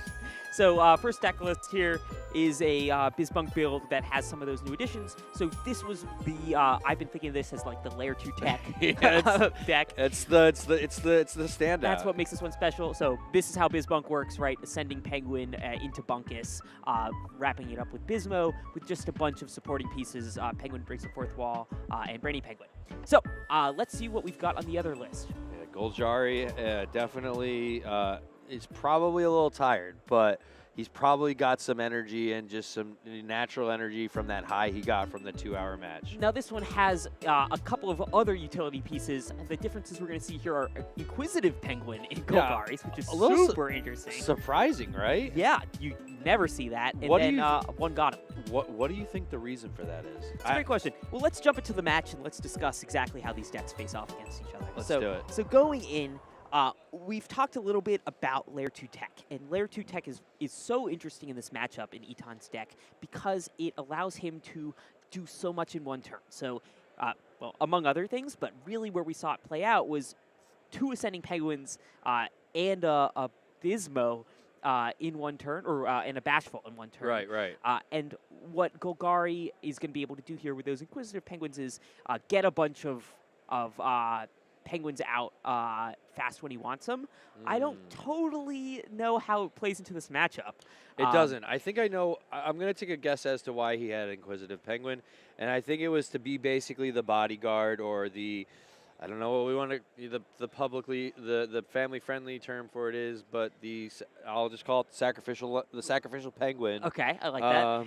The sacrificial penguin to block, a popcorn from removing the ascending. So. That's a great point. So having that out would block that. Especially, I hadn't thought of that. Yeah, just because it doesn't cost anything. It's 0 pudge or 0 fish to play. So I imagine that's what it was for. But like you said, it is basically just a rod. I feel like in this deck. Yeah, so in this case, we've already seen Golgari do that exactly. So, yeah, in this deck, in this matchup, it's probably not going to be your ideal draw. It is a Bismo or a Bunkus fodder, so better that than in your ice than some other stuff. Sure. Okay, so Penguin Who's Okay is going to ice a Penguin Who's Okay. We've got in that hand here in Golgari's hand, we're looking at a couple or 3 Brainy Penguins. Unbelievably, that's it's a pretty surprising draw. That's a good thing to have with the Penguin Who's Okay there. But not including the Ascending Penguin, or he has 1 Ascending Penguin, so he's got at least 1. But having all those Brainy Penguins can help him hunt for any of the other missing puzzle pieces that he might want here. Paired off with the Penguin Who's Okay is going to get him some stuff in ice. So certainly not a bad opening for Golgari here. Eton also having his Penguin Who's Okay out. That's just kind of where you want to be during your 2 drops. Can we take a look at Eton's hand? I haven't seen really his hand too much. Okay, let's see. Okay. So he's got 2 Bismo, he's got an Ascending and 2 Study All Night. So okay, probably going to put one of those Bismos down as a rod, I would think. Yeah, absolutely. You don't really typically need 2 of those. However, something interesting about Golgari's deck, which Eton is going to know going in, Golgari runs 1 got him. So throwing down that earlier Bunkus, I mean, it's rarely done, right? I mean, typically you hold your Bunkus close to your chest, especially in this previous meta in going from Championship of the Americas, where this was dominant, is you never, ever, ever, ever saw a Bismo come out pre-final turn. It just wasn't worth the risk because Gotham was so prevalent in the meta. Now, in all the games we've seen so far this weekend, Gotham is one of those cards that you just did not see. You saw so much utility, and Gotham is just somehow not part of the meta. Now, that allows you to get a Bismo out at times where you previously couldn't. But now, interestingly, in both of these matchups that we've seen so far, we've seen cards that could deal with Bismo. We have seen 1 Gotham, and we have seen a Sunburner Penguin. So Eton here deciding to play the Bismo.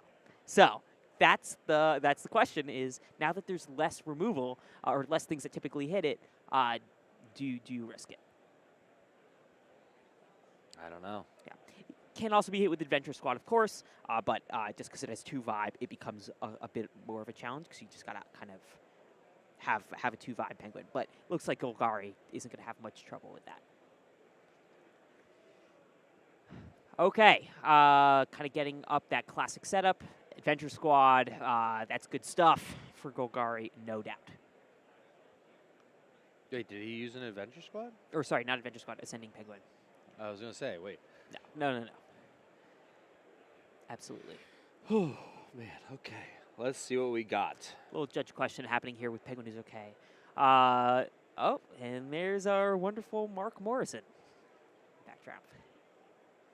Making sure that all the rules are followed. Shout out, Mark. Got anything you want to say to Mark? He's a rule follower, that's for sure. Got it.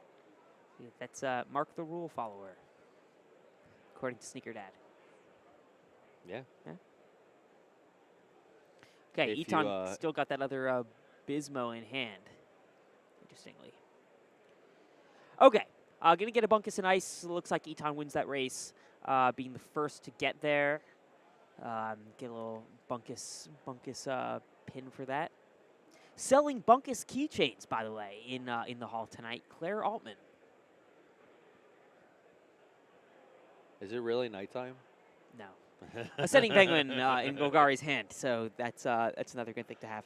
Also believe that's a foil, if I can tell from the way the light was hitting. I mean, and there's another. Oh, look at those foil. Oh, beautiful. Yeah, beautiful. Shiny ice. Ooh, shiny. Okay, no actions. We're going to start off with Eton here again. All right, what does Eton have in hand right now? There's Adventure Squad. All right, let's see what's in Eton's hand. Well, we really can't. Or not. Oh, there you go. All right.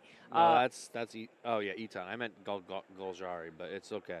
Okay, Ascending Penguin there, and he's got effectively 2 Bismos in hand here. Okay, he's got an Ascending. And a Bismo in play.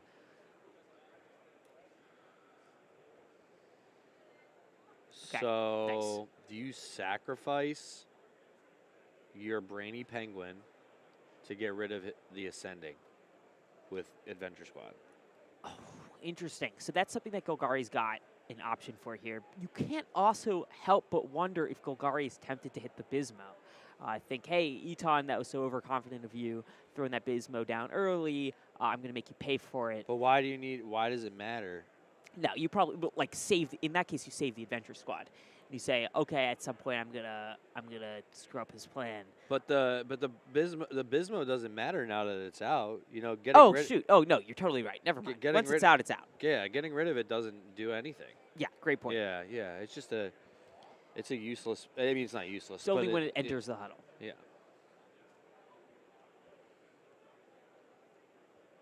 Let's see what happens.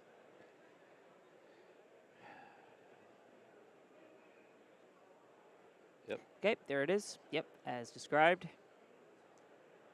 Yeah, once Brady's out there too. Brady, Bismo, you don't need them. No. It was the right play, I think.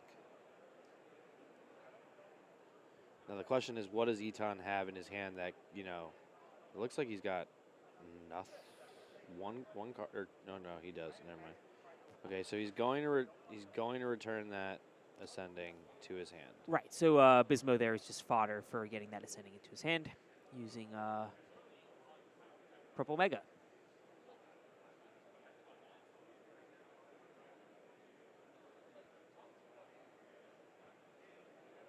Yeah, I misremembered Bismo there.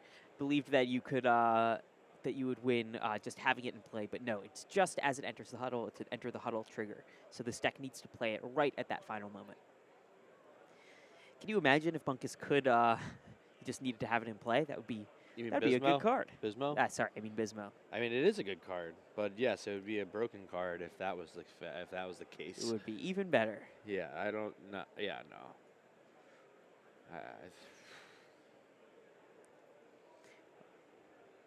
Okay. All right, so I mean, Golgari has nothing really in his hand that's good. But what does he have in his ice? He's got the Ascending, or the Penguin who breaks the fourth wall. So he's got to play that. Yeah, makes you miss the days where you could see the full ice, like Suarez's layout. Yes. Yeah. The days, you mean? Those days. Back in my day. Back in your day, like 20 minutes ago? Bisbunk players used to lay out all the cards in their ice. Yeah. Sneaker Dad, if you were a Penguin from Enter the Huddle, Yeah, I'd be Bunkus. You'd be Bunkus? Yeah. Chunky Bunky? I'd be the Chunky Bunky. Yeah. What about you? He's going to take my questions, throw them back at me. Unoriginal. I'd be Penguin with hoops. Interesting. Yeah. All right, so we're going to ice 10 cards now. Yeah. Now just 11 with the what? Intensity of having 2 ascending penguins out. Yeah, just so good. It is, but also there's a lot of information that Eton gained there. He sees the got him, so that means he knows for a fact it's not. He does not have it as a rod. Yep. It provides a little bit of security, but also there's only one got him, by the way. Yeah. In Golgari's deck. Exactly. So now he knows it's not anything to worry about. Yep. But the biggest issue now, unless we missed it, Golgari does not have any sort of. I don't think he has Abysmo. It's a good question. Does he have the Bismo? It's not that it seems unlikely he would be able to or want to aim for anything this cycle anyway. Right. This guy is rod light, to say the least.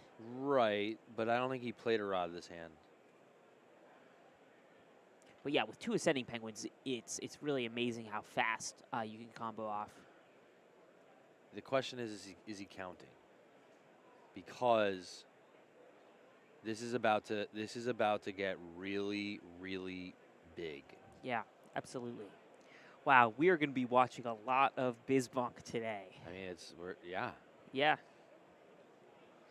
Should have braced ourselves. It's quite funny, just because I think a lot of people might be kicking themselves for, no knock to anybody because everyone played their hearts out, but it's kind of crazy that 75%, 100% of the decks that submitted Bizbunk are 75% of the semifinals, and basically all the new meta got beaten.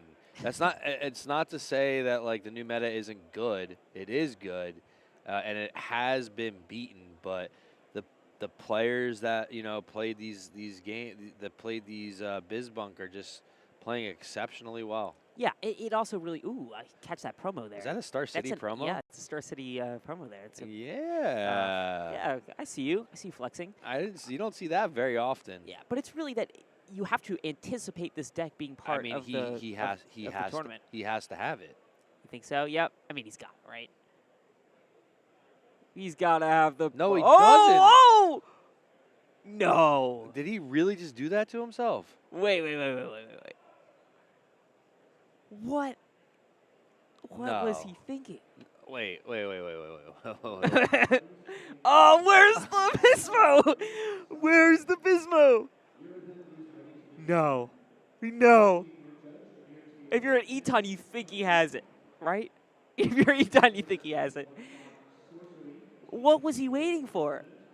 What did he hope would happen?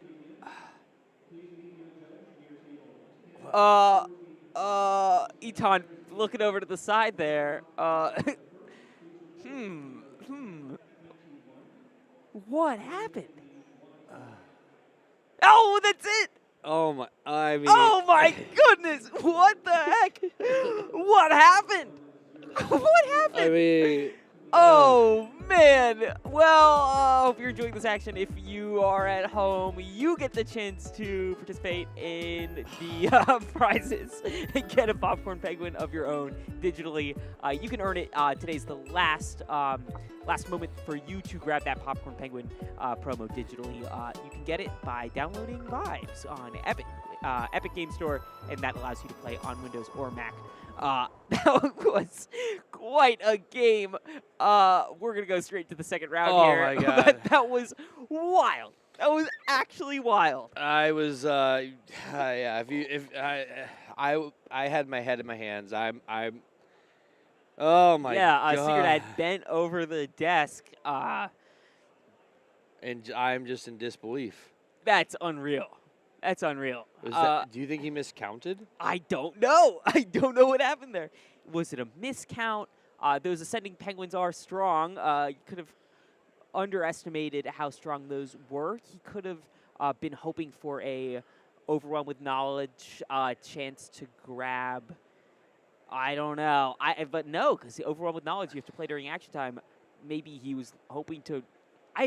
I'll be candid. I have no idea. I have no idea how he could have gotten himself out of that situation. I'm not or even how he really got into it. I'm not really talking because I don't really have words for what just happened. I just I'm in disbelief, but it's okay. You know, that's why there's 3 games. Yeah, I don't think I've ever seen a Bizbunk go for it without the Bizmo in hand, so I can't speak to exactly what you're hoping for in that situation. But none of the cards that I see in Golgari's deck really resonate as an out there. So I don't know. I mean, I just don't know how he could have possibly gotten the Bizmo. You know what? It is what it is. You know he's got to forget that game ever even happened and push just forward. Power through, right? Yeah. So let's talk a little bit about this little Moonlight promo. That's a really beautiful one.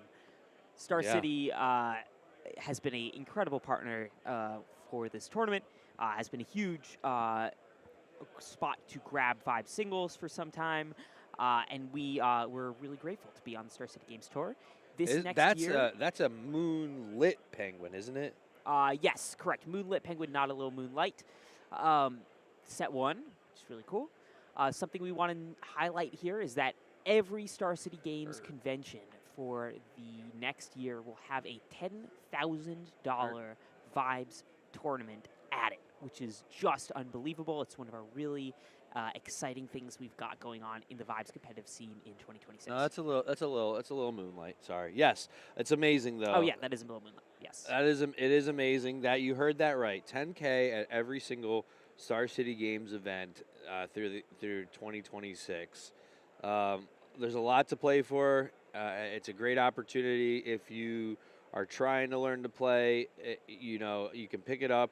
There have been many people that were playing for the first time this weekend and are now, I would say, big believers and big fans and now players of the game. So I encourage anybody that, wants to check it out to please go. You can always go on our website, vibes.game, or go to SCGCON's website. So, and check out the schedule for, upcoming events this year. Yeah, so. Absolutely. This has never been a better time to get into Vibes, especially at a competitive level. What's so exciting about these Star City Games conventions is that everyone has a learn-to-play option available. We are there. We're staffing them. They're teaching players how to play the game, and we have people from those learn-to-plays playing in $10,000 prize pool tournaments and winning. So super, super exciting stuff. Everything you need that is Vibes related can be found at any of these Star City games, from learning to play, stacking up cards for your deck, and into entering to win some prizes. So back to the game. Eton is just so calm, cool, and collected. How do you think he feels after that last game? Like, is he just like... Ooh, got him. Got him. Sorry, I had to point it out as it happened. But yeah, if you're Eton, you probably are feeling a little bit more confident going into this round. But I don't quite know where your head is at while your opponent is comboing off, and then you find out at the end that they don't have a Bizmo. But looking at his face, you could barely tell if there's any surprise. He's got a good poker face. Yeah, certainly. Maybe it was a smoke screen. Maybe. Getting in the head, getting into his psyche. I don't know. I'm pulling at straws here, but maybe it was just a mental mistake. We'll see. He's got a lot of cards out right now. I see an adventure squad, but I can't play it. So, yeah. Yeah. Okay. So at this point, Golgari definitely has the stronger field, right? So he's got the Ascending Penguin out, just having that out already sets you so What's far in ahead. his hand? What's in his hand? But What in do we terms got of in like, his hand? let's see what Golgari's got. He's got the Bismo this time, that's nice. He is running have philosophical debate, which allows him to ice penguins depending on kind of the size of his own ice. So as he gets more stuff in his ice, that card is going to get more and more powerful. Yes. So he's really in a great spot in terms of what he's got. He's got a Bunkus in the ice. He just got an Overwhelm with Knowledge, which is really nice because he can play that. I think he has to put down, have a philosophical debate so that he can then bring it to the ice, which he did do once he plays Overwhelm with Knowledge during the action But let's phase. see Eton's hand here. As Eton starts his turn, he has Lair 2 Tech. That's iconic. He's got the Bismo and he's got Adventure Squad. We can't quite see what else he's got in there. But he has a lot of cards in hand because he's been holding off from playing. He's keeping it close to the chest. He does not want us to see what he has. Eton does not want us to know, though we would like to know. Thanks, Eton. Ooh. Okay. Returning. Oh, there we go. Okay. Returning that Ascending Penguin, that is just going to be a necessary part of the puzzle. But Eton has flopped himself out here, so there's nothing else he's really going to be able to do this cycle. He had to make a call here in terms of those 5 drops because he does have Lair 2 Tech. He's got to play Overwhelm with Knowledge, Golgari. I think it's highly likely. But just looking at this, like, card count, right? Like, Golgari with 11 to Eton's 5, it just gives, not that Golgari's really aiming for the win by vibe check edge, but he's creeping up. Certainly in a better position to do it. He's definitely creeping up. Yeah. He certainly does not have to fear Eton going that route. The only thing now is, Golgari is going to lose the vibe check, which allows Eton to then get his Ascending Penguin out and start the whole kind of chain reaction of, icing penguins. So that's the only thing that Golgari has to be a little bit cognizant of, is that, he is going to lose the Baron, and Eton will then have, have his chance to combo off. Yeah. So we'll see. Gonna get close there.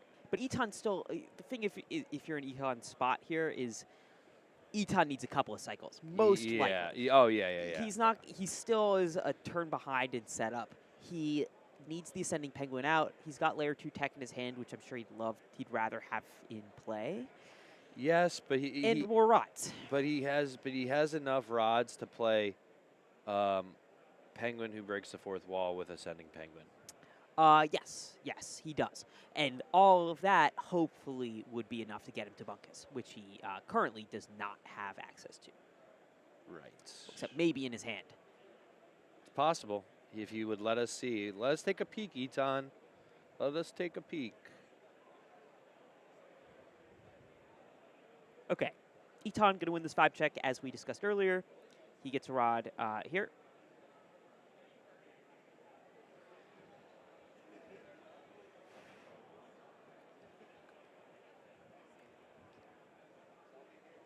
Okay. Counting those cards. Oh my God, Eton's hand. Eton has so many cards. Just needs the fish to play him. It would be nice to know what he had. It would. Come on, brother. Come on, Eton. Show us what you got. Show us what you got. Show us what you got. Oh! There we go. There it is. Bashful Swordsman. Ascending Penguin. 2 Bismos. I think he's got 2 Bashfuls. 2 Bashfuls, yeah. Adventure Squad and Lair 2 Tech. No Bunkus. Where is the Bunkus? Well, he doesn't need it. He obviously does, but but he'd have to ice 2 rods, and this guy's at 6 rods. Yeah. That's not very many rods. He could play one more though, and because he hasn't played a rod yet, and he could play a Bashful Swordsman with his Ascending Penguin. I'm choking on some water here. One option is play Lair. Oh my God! Play Lair 2 Tech, and you'd still have enough left over for Penguin who breaks the fourth wall, but you need the Ascending Penguin out. So you'd have to do that over the course of 2 cycles. The question is, how many cycles does he want to take here? It's really a matter of how do you do this in the shortest number of cycles.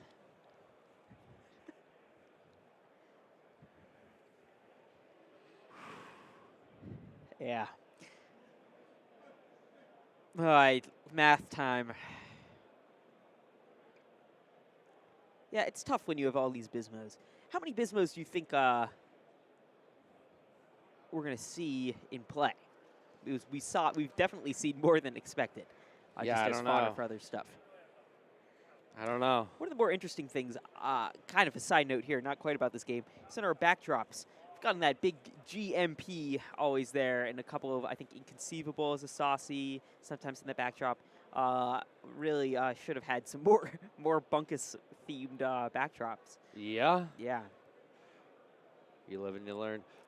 Let's see. So is it? Is he still deciding, Eton? Yeah, Eton is still running the math here. He just has so many options in hand that he has to make this call.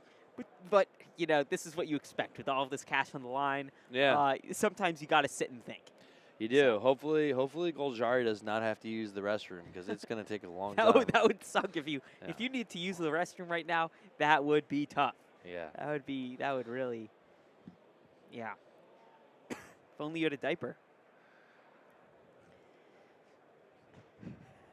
He's thinking about it. I am thinking about the diaper.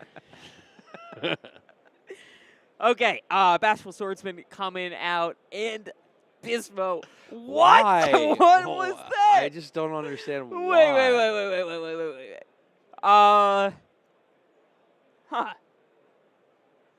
Well, that is a... It's one way to play it. One way to play it. That's an interesting move.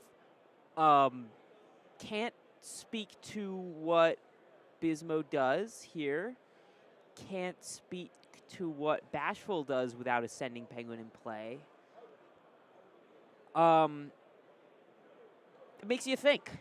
Makes you think, what am I missing? Sneaker Dad, you want to tell me what I'm missing here? I have no clue what you're missing right now. Huh. Well, doesn't matter to Goljari. He's gonna just play. So he's doing his thing. He's got his bunkuses, and he's gonna start going and going. I do think that he might have it this hand, actually. Goljari? Yeah. He might. I wouldn't be terribly surprised. It just makes you wonder. Maybe Eton's saying, "Look, he's so confident Goljari's got it that didn't matter what he played." But you know, just not having access to Bunkus in Eton's shoes is so tough here. There's always the shot, but it does make you wonder, like, why not just throw the Ascending Penguin out in case Goljari doesn't hit it? Maybe he's hoping Goljari doesn't have a Bismo again. He just wants him to go. But yeah, I can't quite speak to that. I think he's got 28. And he's just gonna bunkus. There's what's man. So now here come the what triggers. I mean, hits all 4 of them. Yeah, he wins. Bismo, and there it is. So there you go. There you have it. Yeah. Eton sits for a few minutes there to just play a Bashful Swordsman and a bunkus. I mean, what? I mean, that was played so perfectly this time by Goljari. Yes, he what happened? What happened that first game? I don't know. Because, like, wow. I mean, he is playing really well. He played great. That past round was really exceptional. He just kind of nailed it. Had all the places, all the pieces where he needed them in all the right places. And you could see kind of the pain here of not having that bunkus where you need it.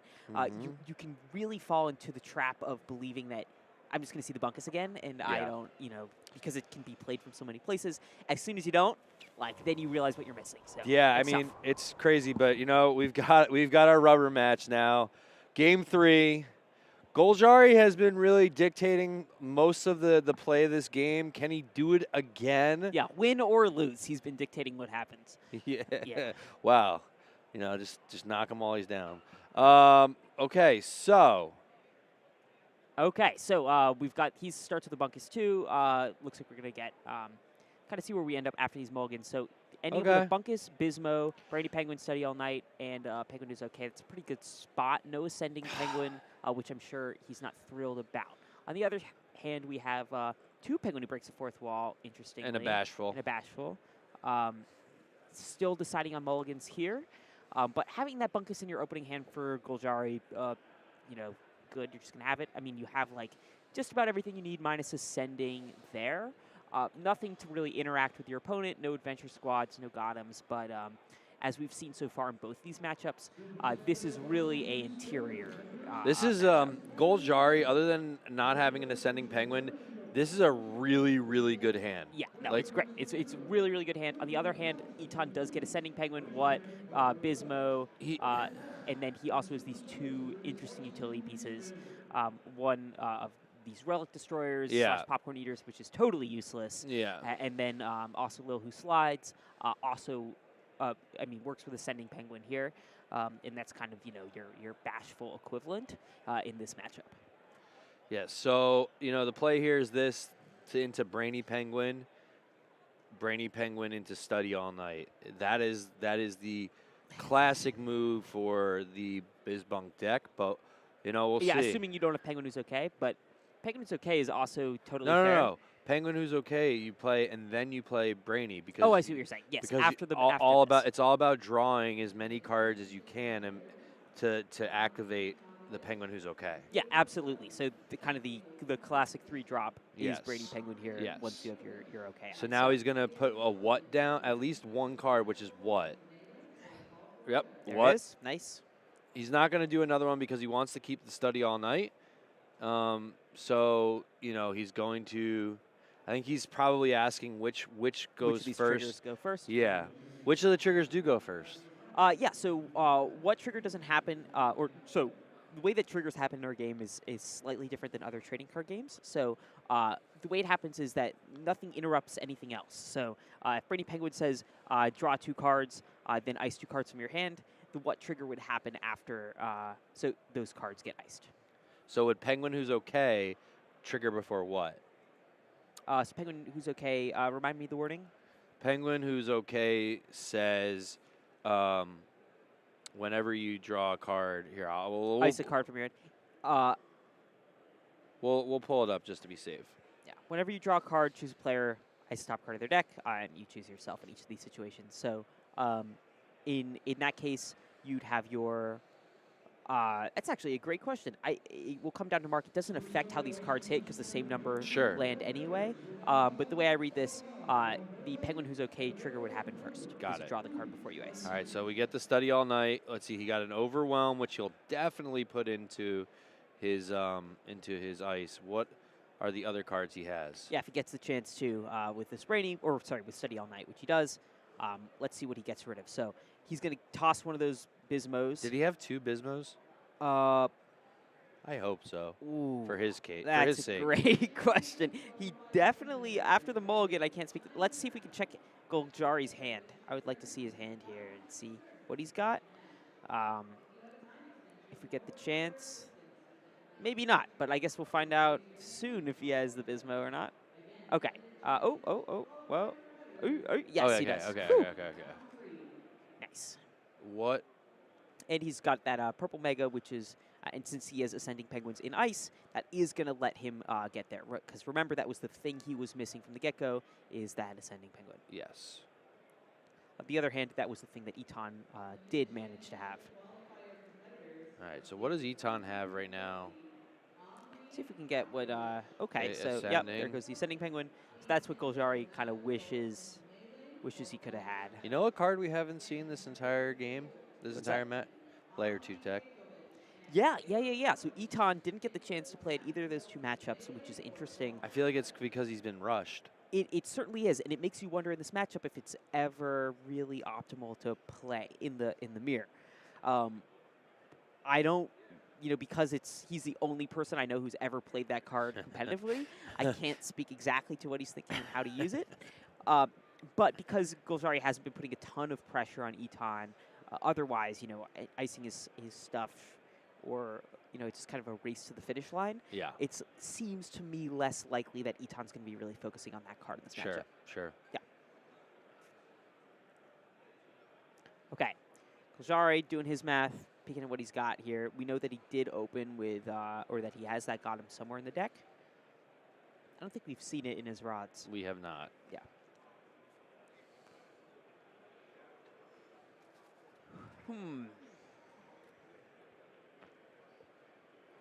Tough. Oh, little head shake there. Looking a little frustrated. Both 6 and 6. But where is that Ascending Penguin? Can he get an Ascending Penguin? But yep, he does have that Penguin who breaks the fourth wall. I don't think he wants to. Ooh, okay. Wow, So get one more rod out to do, yes. He really did not want to get rid of Study All Night because it works perfectly with his Penguin who's okay, but you know he's probably getting PTSD from not having a Bismo before, so he couldn't rod the Bismo. So yeah, and losing, nor should you. It's like, do you want to have Study or not all night, or do you want to have Ascending Penguin at this point? Right. Ooh, oh, bless you. Excuse me. Bashful. So yeah, Kljari clearly didn't want to have to make that sacrifice, but you can't always have all the cards you need, and he's lucky enough to have something that can get him what he needs just at that price. So now we're going to see the first Ascending Penguin really hit in action. So getting that Bashful out is huge. It gets that Bunkus into the ice, and boom, Eton now has every part he needs to assemble this, in this engine. He's kind of getting things moving to kind of get ahead of the curve. So right now, I think Eton is a little bit ahead tempo-wise here. Definitely. Yeah.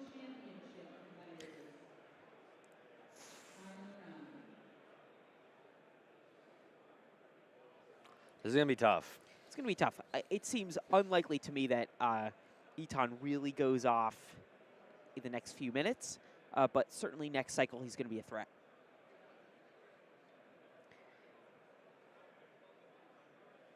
Does he rod? Looks like he's going to. Okay. And could we get it would be nice to see what Eton's got left in his hand. I wouldn't be terribly surprised if it's Bismo. Yeah, it is Bismo. Okay, good. He's like, you want to see my hand? No, sir. Nope. Not today. Keeping it secret.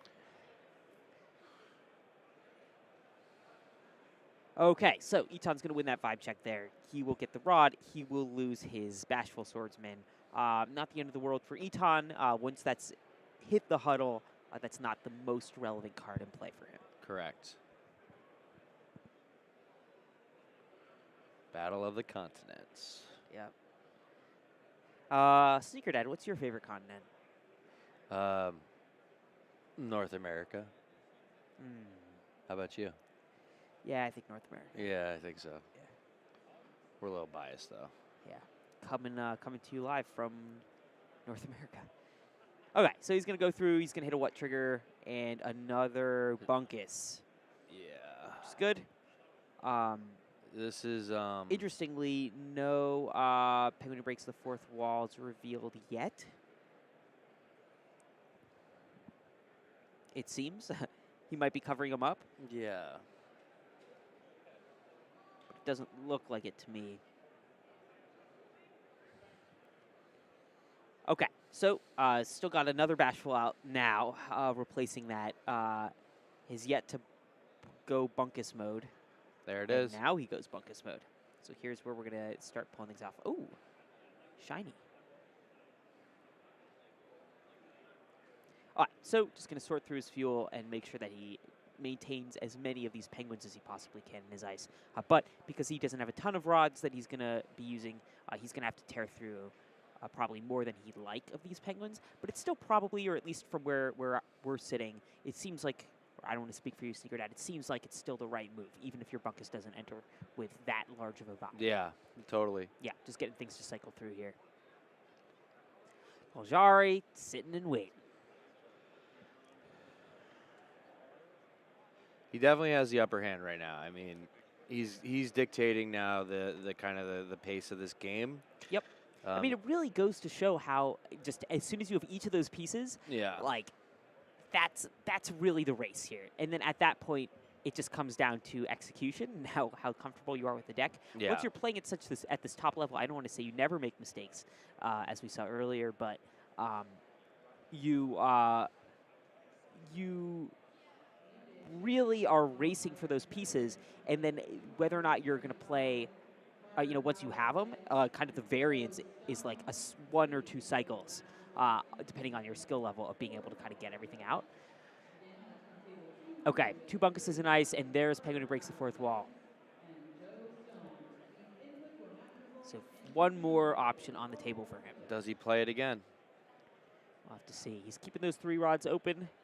Remember, if he does want to go for it this turn, he would need to have 2 rods reserved for Bismo. Or one rod reserved if he hasn't played a rod yet. Okay, he is going to play Penguin who breaks the 4th wall. And I don't know just tear through that deck. I don't know if he's played a rod this turn, to be honest. I think it's unlikely. Okay, so he gets that's going to get him his what trigger? The what's going to trigger. So that's going to be 6 cards down. Yep. 1. All right. There we go. I mean, he's getting there, and it's making Bunkus big. So the next time he goes bunk, I think he's going right now. He'll bunk off. Yeah, it's going to be a chunky bunky. Wow, with 1 ascending Penguin, too. I mean, he's really, like, right on edge here.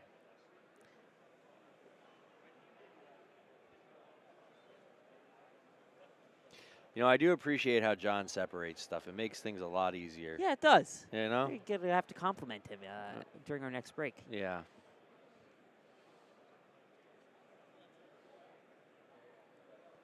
Okay, but Eton down to 4 rods. That's really tough here.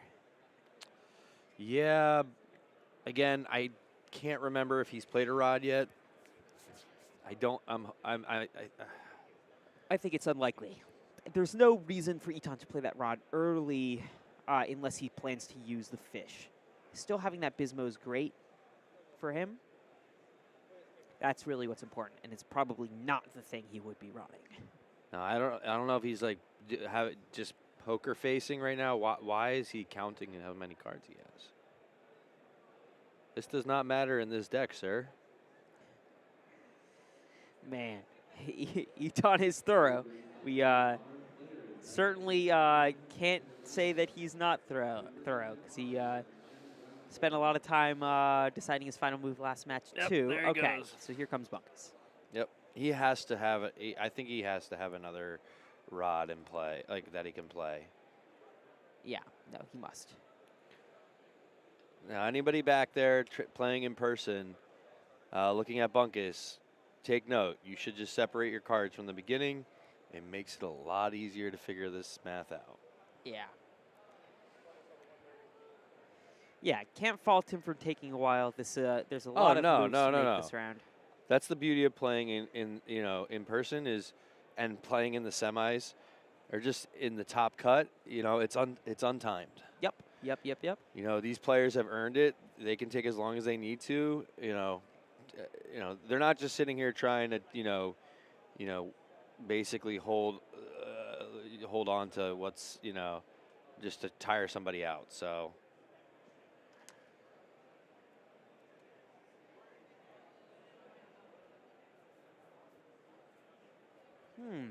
Interesting. So. Whoa, okay. God, is he going to make? It seems to me like he can't quite get there. No, he's not going to be able to get there this turn. Ultimately, he's going to have to play 1 more turn. He is in a very strong position, though. I mean, when you look at his board, versus Goljari, he is probably 85-90% of the way there, and yeah, it looks like Eton has done all this and he just can't get there. Like, he's been running it, but only having 1 ascending Penguin is really holding him back. But here's the thing: what does Goljari have that's going to be able to slow it down? I mean, here's the thing, right? Is like, if Eton doesn't get it, then it comes down to who wins this vibe check, right? So if he has Goljar or Eton probably knew at some point during that last cycle, look, no matter how many times I hit this, I'm not going to get there, which is why he was doing that count. So in that case, what it really comes down to is, okay, I can't get there. How can I possibly have the highest vibe penguin in play, the biggest bunkus I can get, so that I can win this vibe check? Because if Eton wins that vibe check, Eton starts the next cycle, and he's the one who combos off. He's making a couple of assessments here. The first is Eton saying, I can't get it. The second thing he's saying is Golgari probably can't get it. Third thing is, assuming those two things to be true, I just need to have the largest vibe penguin. Yeah. Or even if Golgari can get it right now, like, you still should have the highest vibe penguin, just in the case that he doesn't. So now it comes down to Golgari. Can he get a bigger bunkus than Eton in this cycle, or can he combo off and win? If he can't, then this game probably goes to Eton. It's going to be tough with the amount of rods he has in play right now. Let's see. Yeah, it's definitely tough going for 6. Okay, so he's going to start things off by getting a bunkus in ice from his rods, which was the missing puzzle piece, right? So he'll have that. It does leave him with only 4 rods, and them all being flopped. So to play that bunkus, you'd have to play it straight from ice, and then he'd have to have a very shrunken up bunkus. Oh, it's not looking good for Golgari. That's tough. Yeah. Question is he going to have enough hits with Ascending Penguin from that to get a bunkus that has some size? Ugh. 1, 2, it's tough. I mean, let's see. He's got to try, you know? He's got to try. He's got to go for it. He has no other option. Yeah. Okay. Golgari is fortunately sorting his cards. He's unfortunately sorting them off camera, so we don't see how many actions he has there. But critically, what really matters here is the pile we can see on screen. That's going to dictate the size of this bunkus. So if he has a lot of non-penguin cards. Yeah. So it does look like he's going to get a lot more cards. 1, 2, 3, 4. Ooh, if he can end up with over 14 penguin cards by the end of this cycle in his ice, then Golgari is going to start this next cycle with the Baron and give him the chance to win. That's just where he has to get, but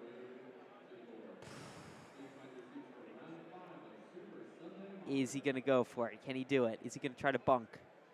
Because using the bunkus, he'd have to throw away a lot of those cards. Ooh. Math time, risk time, and this is where it really matters, like your fuel mixture, kind of like your ratio of actions to penguins in your deck really, really, really matters. Yeah. Because that's going to determine whether or not you're going to be able to hit enough penguins with that bunkus to get there. Sneered at breathing heavily. Yeah, I'm just really, I'm nervous. I'm shaking right now. What's going to happen? He is.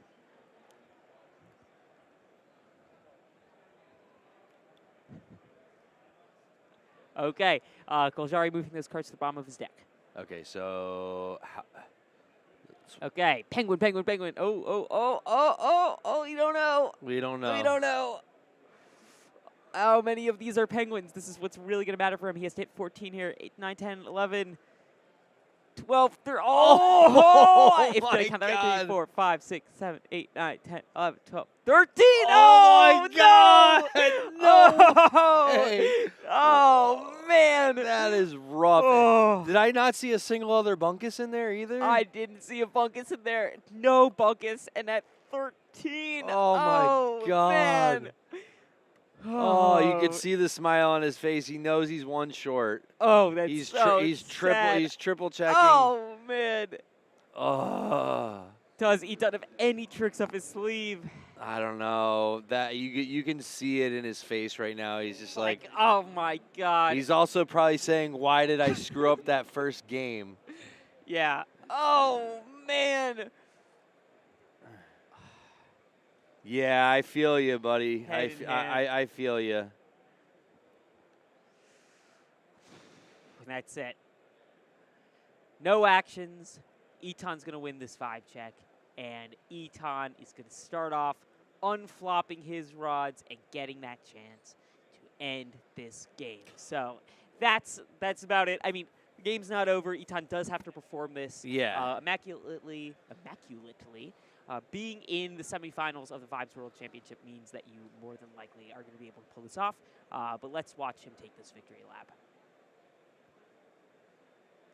So Eton just needs to flop those rods, plays Bunkeye, it's Bunkus's. Just well, he's going to start here with getting some hits from this. Why not?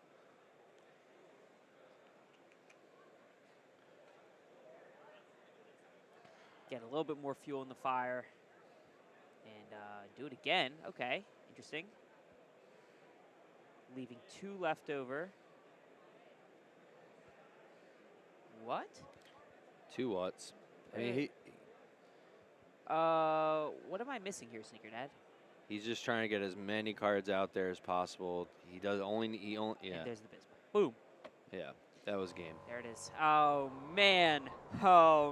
What ending. Coming down to those cards in ice, the number of Penguin cards hit with that Bunkus. Risked it all at the end, Golgari, and could not quite get there. Eton masterfully brings it home. Yeah, I mean, I guess Asia was the better continent this time around.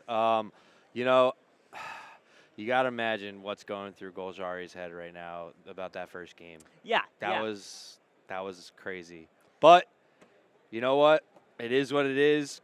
Eton played a phenomenal game. Absolutely. He is into the final round against John Suarez. Bizbunk versus Bizbunk plus layer 2 tech. Yeah, it's going to be an interesting one. But before we get there, we are going to take a quick break. I do want to remind everybody, today is the last day to get the digital promo Popcorn Penguin. All you have to do is play on the digital client for free, which is available on Epic, Windows, and Mac. Again, today is the last day to earn the limited edition digital promo of the Popcorn Penguin. And with that, we will take a few minutes break before we get to the most and much anticipated final round championship of the world. It's going to be super exciting. Can't wait to be there and watching this. But let's take a little break. Get rested, use the bathroom. Yes. And, yes. And we'll take it from here. Yes. Thank you. I'm Sneaker Dad. This has been Elliot. And we will see you in a few.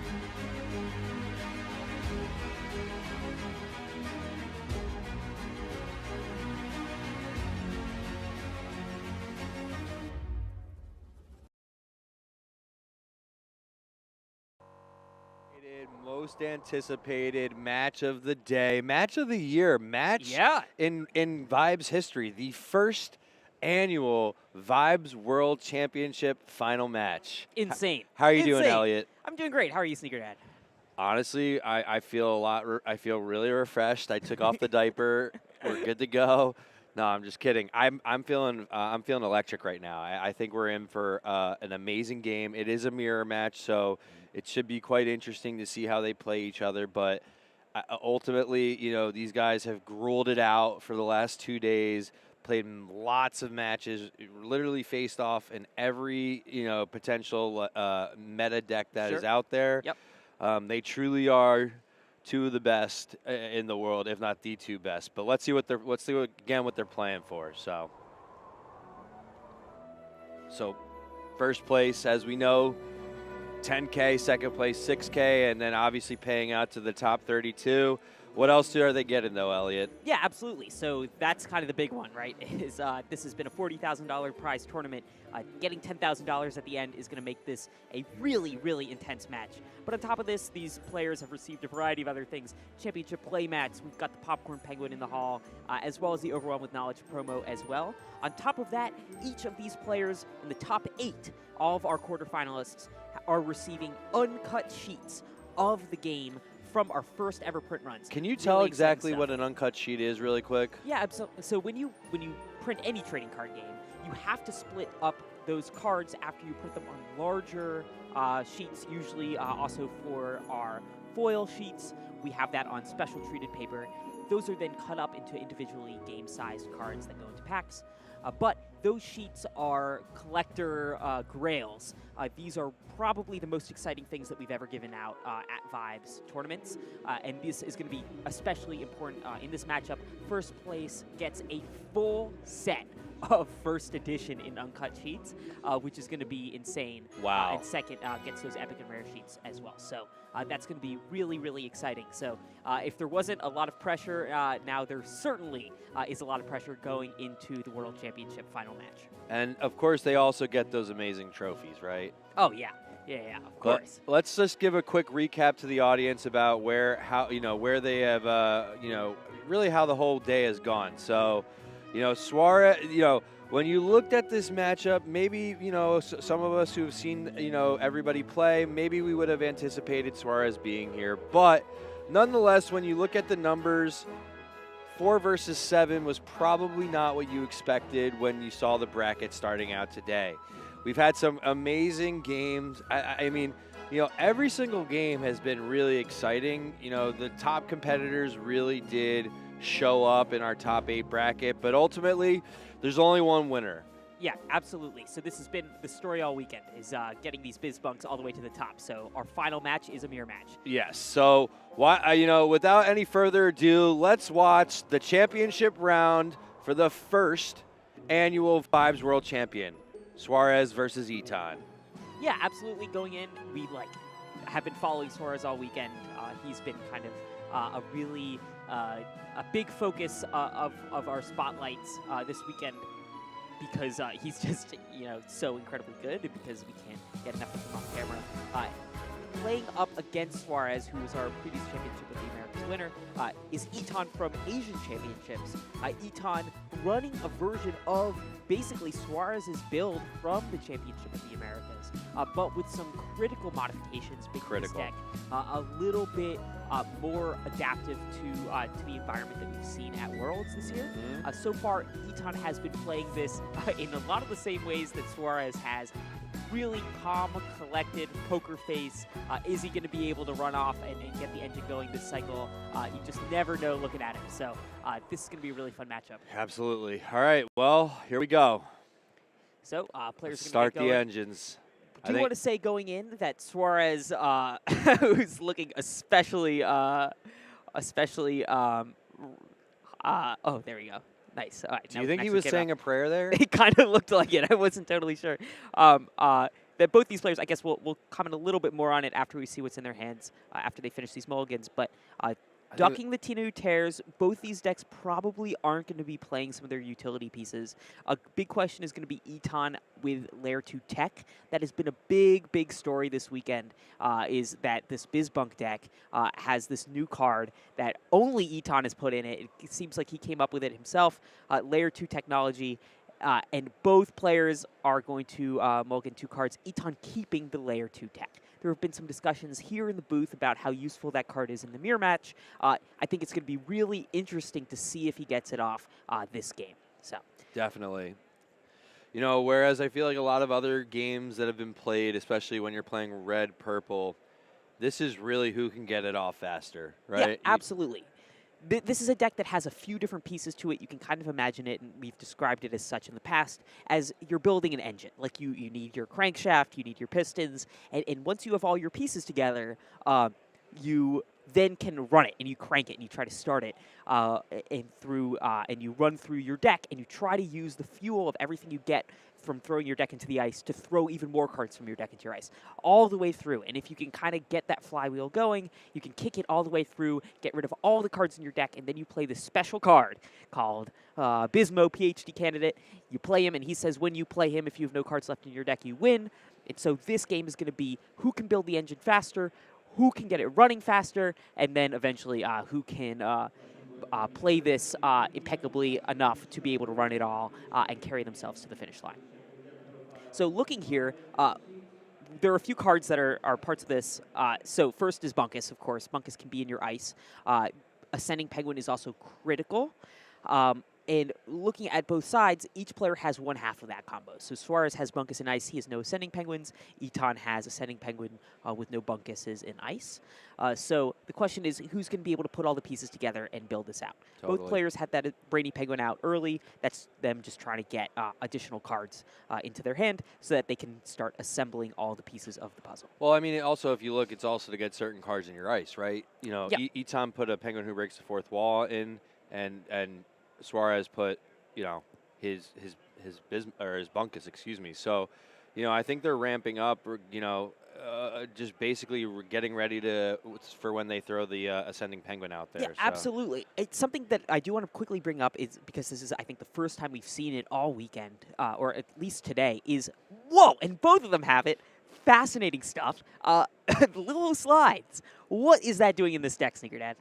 So I think the reason it's a 4-drop, right? It's only costs 4 Fishicles, and it's got an 11. It has an 11 vibe, you know, power. So I honestly think it's, you know, it's there because it's very similar to. It's not as strong, but it's very similar to the Bashful Swordsman, right? Yeah, absolutely. And so ultimately, what'll happen is, you know, if you combo that with an Ascending Penguin, you get to ice 6 cards.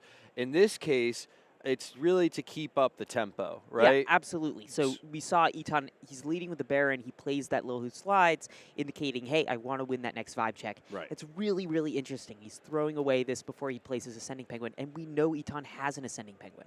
Mm-hmm. Suarez then matches it with his own Lil Slides. Who Slides says, hold up, I really, really don't want you to have that rod right now. This is a game all about tempo, all about deck assembly, or hand assembly. So he matches it. Eton then goes with Layer 2 tech. Look at Suarez's face. Yeah, he's a little perplexed about the Layer 2. What are you doing there? Yeah, I definitely think this is making him think about, you know, exactly, you know, game sequence and exactly what he's going to put down, because now he's got to realize, okay, Ascending Penguin's only going to cost 3. Something like Bashful is only going to cost 2. Yep. You know, how does that work with you still have to do 2 rods though for Penguin Who Breaks the Fourth Wall, right? You still have to ice 2 rods. That is correct. Okay. But technically, it only costs 1 fish. So right. one of the rods that you ice could already be flopped, which could be advantageous here. So Suarez is sitting here and he's saying, hey, because Eton is playing nearly identical decks otherwise to Suarez, Suarez is saying, hey, if everything I had cost 1 less, how would I play the game and use that to assess what Eton's going to do here? It's going to really, really change things up. And critically, what is so interesting here is these 2 massive cards high cost cards, especially in Bizbunk, or considered in Bizbunk to be high cost, are played before the Ascending Penguin, which we know Eton has. Really interesting, especially interesting because Lil Who Slides is so good when Ascending Penguin is in play, and is not good if you play it before your Ascending Penguin goes in play. So really, really interesting tempo stuff here. Eton trying to win the tempo game here, but then also throwing away a cycle in order to get Layer 2 tech out. It's super interesting stuff. Okay, so Suarez, on the other hand, still needs to consider mostly what's going on internally. So he's going to play his Bashful Swordsman. Oh, and I completely forgot that Layer 2 tech works for both of them. Yes, totally. So Suarez is assessing, like, if everything I has costs one less, what do I do here? Bashful Swordsman here is interesting because he's saying, I want to win that vibe check. And last we checked, Suarez does not have the Ascending Penguin. Okay, what trigger? He's going to use his Overwhelm with Knowledge from Ice, triggering with what? And he's going to get that extra card in hand. He's got a Lil Who Slides and have a philosophical debate. Okay. All right. So for context here, have a philosophical debate. It is a purple action, so to use it this cycle, Suarez would have to use his Lil Who Slides and Brainy Penguin here. So his Bashful Swordsman would still win, but what it could do is remove any of Eton's Penguins. Now, in terms of what's a threat, quote-unquote, on board, the closest thing to it is Lil Who Slides, just because it allows Eton to win future vibe checks, if that's something Suarez is concerned about. But he also has the option now to hold off and use it on something like an Ascending Penguin, which Eton does have. Although he's been playing a heck of a lot like he doesn't have it, which might make Suarez think that maybe Eton's not got it and might affect whether or not he uses this action. Why do you think he's waiting? It's a great question. It comes down to tempo here. It comes down to winning the vibe check and having that Layer 2 tech. The real interesting thing is, I mean, Eton is playing Layer 2 tech and it affects Suarez, and he's throwing away his chance to put down Ascending Penguin for it. It's really, really interesting. I really don't know. He knows that Suarez is trying to do exactly what he's trying to do. Why are you playing this, card that's synergistic to your opponent's strategy instead of doing the thing that only helps you? I just don't have an answer to that. Yeah, I almost feel like Suarez holds here, right? I don't even know if he's going to play a card down. I mean, he could play the Penguin Who Slides, put it as a rod. And he's got 2 actions in hand, and he's choosing to keep those and put a Penguin in the rods. It's an interesting choice. You don't usually see Suarez play a lot of these actions. It's not his style. He keeps them in his deck for a variety of reasons, but when it comes down to doing what he does best, you want more Penguins, because the deck ultimately is your fuel mixture. You build the engine, and then you run through the deck and try to get it to the ice. The more Penguins you have, the richer that mixture is, and the easier it is to kind of get the engine started and moving. Yeah. So he's got some of those actions. He put them in his hand. One thing I do want to note here quickly, look at Suarez's ice. I mean, like, as I'm, to my point here, not a lot of actions, right? This guy's going Penguin heavy, so he did have an Overwhelm with Knowledge he put on the bottom of the deck, but the only thing he's gotten there is a what. So if he does get things running, which he still needs that Ascending Penguin for, that Bunkus is going to have a lot of stuff to boost itself. Let's see if we could peek at Eton's hand, because I'm curious to see. Well, it's kind of hard to see it, but yeah, he keeps things close to his chest. He has an Adventure Squad. We know he has an Ascending Penguin. Yeah. The question is, what else does he have? I mean, it makes you wonder if if this is like, Eton's holding back in case of the Adventure Squad here. But what's interesting here is Eton's got Adventure Squad too. If Eton put down an Ascending Penguin here, then wait, and he has is that a? That's a Pop and Pete. Yeah. Yeah, useless. But there is a Pop and Pete here. Whoa, actually, you know what is interesting? Pop and Pete could pop his own Layer 2 tech. So if he wanted to. But why? Yeah, why would he? Well, he could do everything he wants to do in his turn. And then just get race rid of forward it. And then say, oh, okay, Suarez, I'm popping Layer 2 tech. Your turn, and Suarez will have nothing he can do. Now, to do that, Eton has to have the Baron. Otherwise, that strategy's moot. But that is an option that Eton has here, and an interesting way that he might use Layer 2 tech. Okay, so looks like Eton's going to start making some of these classic plays. He's going to use his Penguin Who Breaks the Fourth Wall. He ices 2 rods to do it, and that is going to trigger one of his Whats, gets a Penguin in ice, and okay, he'll have one more Penguin in ice here. And now that hits with his Ascending Penguin, which he's finally put in play. So we're finally kind of getting things moving, both players with about the same number of cards in ice. The real critical difference here is that Eton is the one who has the Ascending Penguin, so Eton's going to be able to do this a little bit more. Now, Eton did pay a price for it. You can see he's only got 4 rods, but as long as that Layer 2 tech is in play, it might not be as big a deal for him. And here it is. That's the move. So he pops Layer 2 tech. It's gone. Interestingly, he's doing it even though Suarez isn't going to take a next turn yet. So it is really interesting that he's going to do it now. But I imagine that Eton has thought this through to the point where he understands the implications of that. Yeah, absolutely. Okay, that moves us on to action time. Suarez actually does have decisions to make during action time, which is unusual for Suarez. Yeah. Does he remove? If you're in Suarez's shoes here, do you consider removing Ascending Penguin? Yeah, but he's going to be able to counter it with his Ascending Penguin. Or with his Adventure Squad? Yep, there it is. So Suarez took the risk, and it did not pay out. It sucks because Suarez also loses a Penguin in that interaction. But ultimately, it doesn't really matter. Even though that is card disadvantage for Suarez here, it's not as big a risk as it once was. Right. Because, or that you might play in a normal matchup, because Suarez doesn't care how many Penguins he has in play. But you can see Suarez getting, feeling like he doesn't have a lot of options, seeing him shaking his head there. I mean, he isn't getting a very good draw. I'll give him that. Yeah, no doubt. He just can't not seem to get this Ascending Penguin. It's really tough. He has not gotten to see one all game. And his hand is action cards. I mean, it's not even... His purple megas are in ice, like everything he'd be able to use it. And he doesn't even have the Ascending Penguin in ice to begin with. So just a really tough draw. He puts Bunkus out, has a measly vibe of 4 with no ascending action. I mean, God, that's tough. Yeah, I mean, look, and I mean, Eton just got another Ascending Penguin.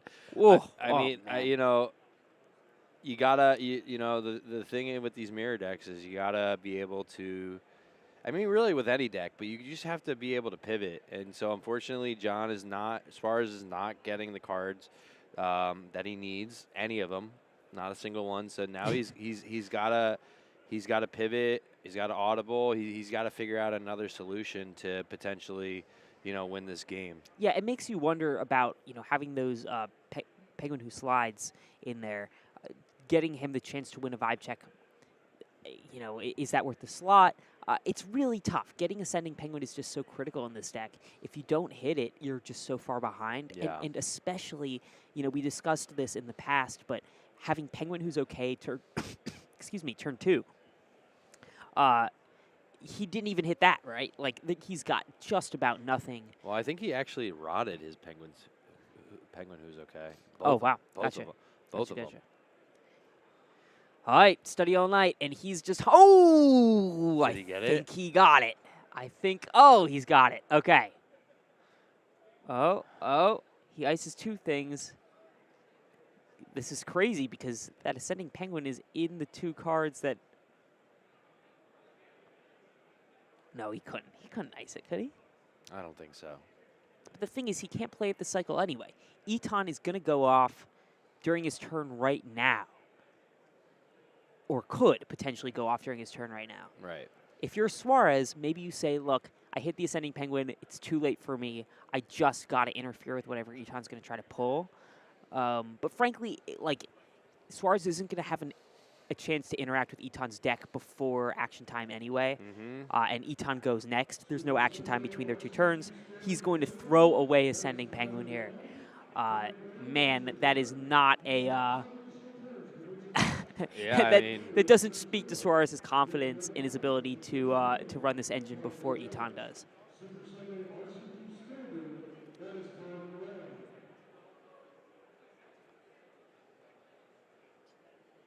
Yeah, this is his last action time that he'll get to interact with Eton's deck. He's going to try to make it count, get a little removal in there, try to slow him down. And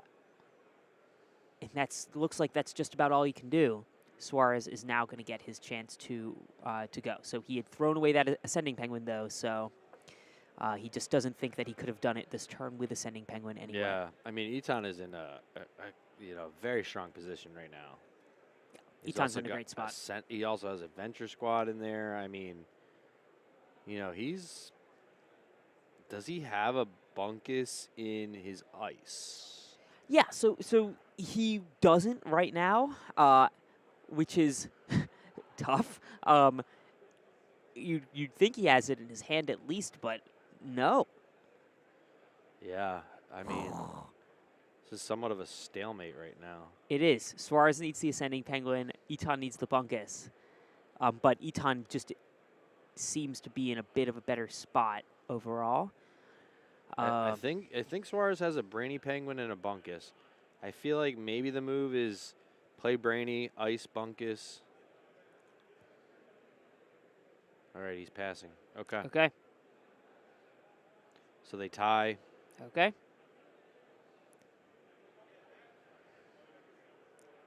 What does Eton have? He got a Penguin who slides. A little who slides. Yeah, little who slides. Yeah. Man. Okay.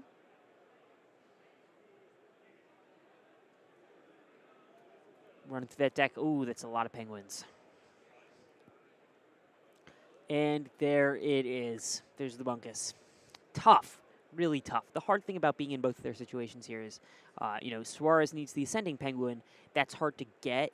But Eton has Ascending Penguin, needs Bunkus. But once you have Ascending Penguin, it becomes easier to get to Bunkus. Right. So that's why. But he has no Bismo.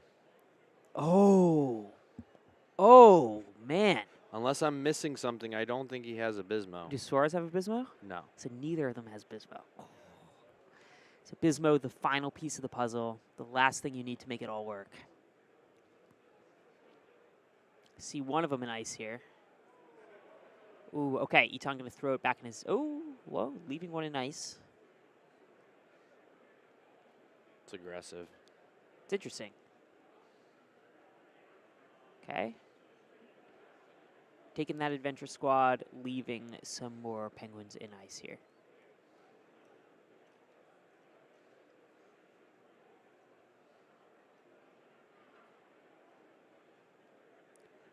Okay. Eton going through, picking the order for all of his cards. Eton does have to show that order to Suarez, but Eton gets to take those cards and put them back on the bottom of his deck in whatever order he chooses. But Suarez gets to know what that order is. So what is the second card in there? He's going to be looking for a trigger there to get another card iced. So 5, right? Or 6? Look at those Bismos. 3 Bismos in ice. Man, Eton's got to get one in his hand. But what he could be hoping for is a purple Mega Penguin to get it back. Right, or frankly, I mean Eton. I don't think Eton's played a Rod yet. Oh no, he's not. Or maybe he did play a Rod. Yeah, he did. Okay, got it. I don't know if he did, but yeah, he could have been at 14. Could have been at 14 with a 24 vibe Bunkus. That's certainly not a bad spot to be in either. What did I got? Overwhelm, and then is that another Bunkus? Yeah, but Suarez now has Bunkus in the ice. What's the other card in his hand besides Overwhelm? I think it's Bunkus. Yeah, it's Bunkus. Oh, man, just needs that Ascending Penguin. Yeah, I mean he's lost without it. He's really drawing dead right now. Ooh. Let's see what he can do. If there's one player that can make it happen, it's definitely him. So tough. So he does have, these are not outs, but he does have the Overwhelm in his hand as well as the Overwhelm in his ice. So in theory, he could draw 3 cards. Yeah, and the what trigger, but not that helps him a ton here either. Right. It would increase his Bunkus a little bit maybe, but I mean, maybe he hits a Penguin who breaks the 4th wall. I don't know. It's not exactly an out either. What did he get? He got an Overwhelm. Oh, he got a Bismo. Okay. Well, Eton needs that. Maybe they can trade. And he got a Tina. Oh, brutal. Brutal. That is a dead card. unless he wants to get rid of that Layer 2 tech when it comes out. I don't know. Come on. Get that. Oh, no. Oh, study all night. I mean, he can go again. Yeah, but... Oh, come on. Come on. Jeez. Oh, this is just brutal. This is just brutal. I assume he tosses the Tina, tosses a Bunkus. Yeah. That feels right.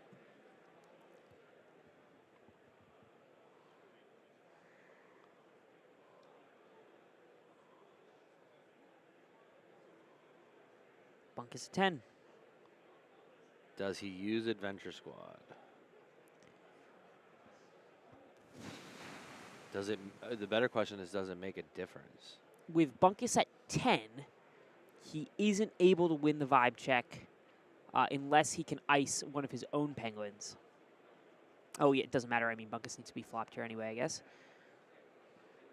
Eton responds with an Adventure Squad of his own, getting rid of Suarez's Brady Penguin, fizzling Suarez's Adventure Squad. Man, yeah, man. Yeah, this might be...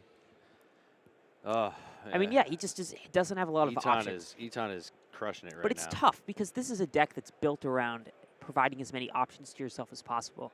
Having cards you can play from ice and your hand just gives you that much of an advantage. It just so happens that it's not enough for Suarez at this moment. No. Eton now going in with 14 cards. That's really, really advantageous here. He's going to get Bashful out. I mean, he could just kind of go for for winning a vibe check if he doesn't win this turn. But going to make use of that Ascending Penguin. He's going to hit a couple what triggers here too and get a lot going on. He loses his 4th Bismo, which is,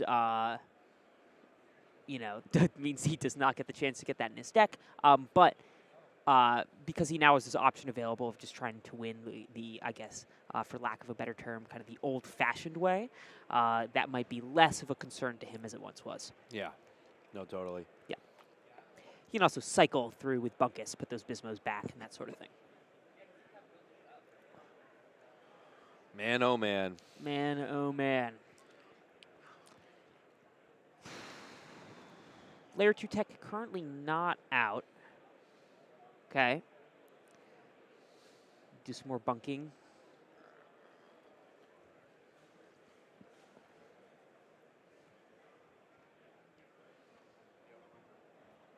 Did you say do some more bunking? Do a little more bunking. All right, let's see. Keeping a Bismo nice. That's interesting. Mm-hmm. Can't speak to that. I guess if you hit purple... Do you think he's trying? Do you think he's trying? I don't know why he does that. Do you think he's just trying to win 16? Like, just win the vibe check? I mean, it's an option here, right? So he has Bashful and he has Bunkus, and he has to be fairly confident that Suarez is not, you know, going to Adventure Squad. He's already shut down 2 of Suarez's Adventure Squads thus far. I think that it's an option. Like, it's definitely an option available to Eton right now, especially because he has that second Bunkus out. Having 2 Bunkai plus the Bashful Swordsman makes it especially difficult for Suarez to get out of this situation. Mm-hmm. Okay, and why not? Just keep on getting Bunkuses. Do you think he has a Bismo in his hand? I think he... Oh, it's a good question. I don't know. I don't know either. I think it's unlikely because he had 4 in ice and then he put them on the bottom of his deck, and I don't think he's gotten the chance to draw yet. But he wants to distribute these Bismos in the right spots in order to get them. But right now, with 17 cards in play, I mean, you don't have to hit the Bismo and win to win. The trick is Suarez is going to get a cycle after this if he chooses to win the old-fashioned way or try to win the old-fashioned way. He has to decide, do I want to take that risk? All right, what triggers? Oh, that is a lot of cards. That is a lot of cards. That's a lot of cards. Oh, yeah. Oh, those Bunkuses are just happy right now. They're just sitting pretty. They're chunky. Chunky funkies.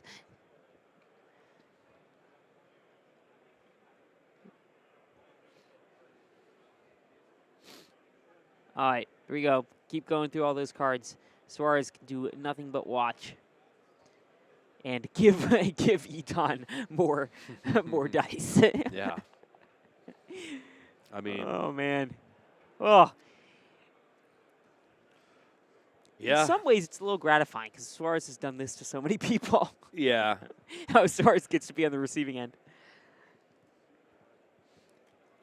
Yeah. Okay. Why not? 4 bunkuses. You know what he should do? He should play 4 of a kind and win.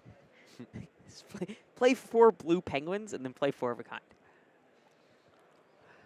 For those not familiar, 4 of a kind is a card in the new set. Choose 4 penguins with the same name. You win the game. Yeah, that's right. I totally forgot about that. A little homage to Andy Warhol. Yep.